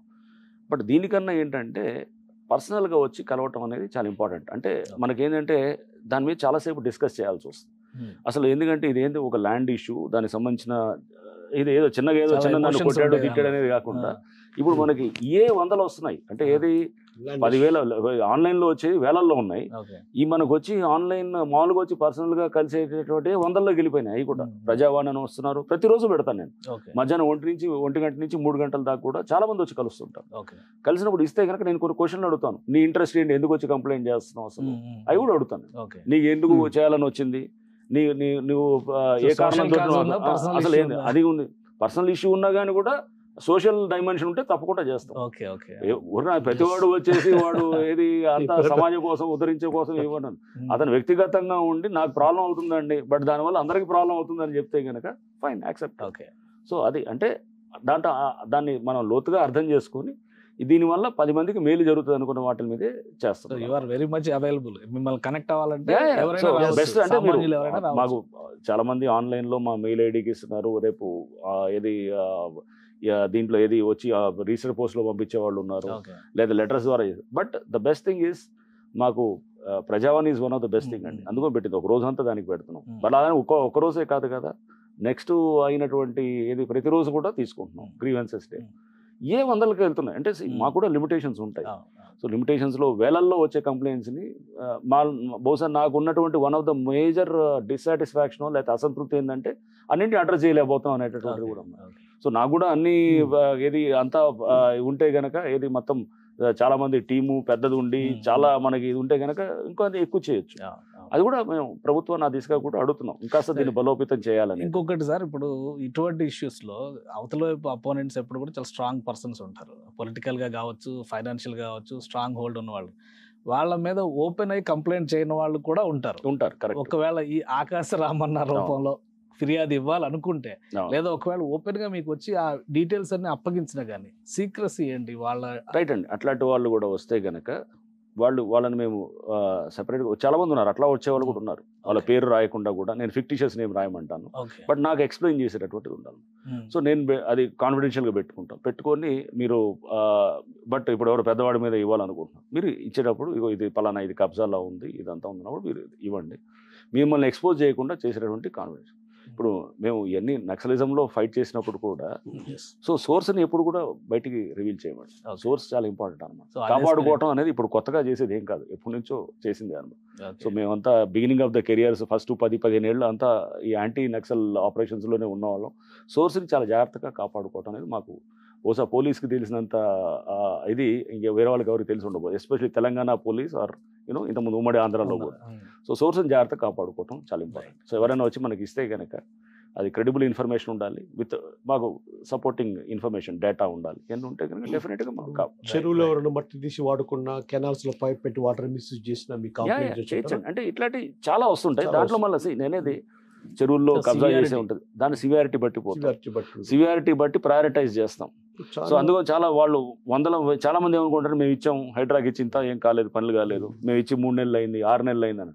బట్ సివియారిటీ బట్టి టేకప్ చేస్తుంటాం. టేకప్ చేసి మనం ఇంజన్స్ పెట్టి కెనాల్ వాటర్ కూడా చాలా ఉన్నాయి. అదే మాకున్నటువంటి ఇప్పుడు వన్ ఆఫ్ ద మేజర్ మేము భరించాల్సింది కూడా ఏమైందంటే ప్రాబ్లమ్స్ ఎక్కువైనాయి.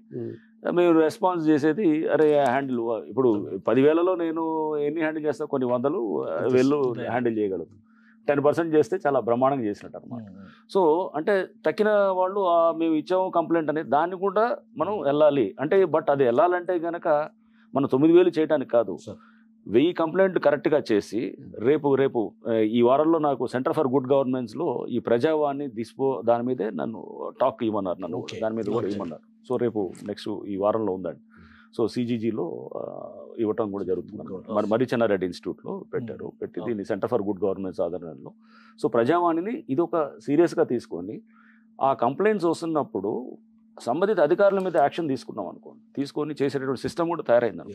ఆటోమేటిక్ కంప్లైంట్స్ తగ్గిపోతాయి. కంప్లైంట్స్ ఎక్కువ వస్తున్నాయంటే కనుక అక్కడ సిస్టంలో ఎక్కడో ఏదో ప్రాబ్లం ఉందని అర్థం చేసుకోవాలి.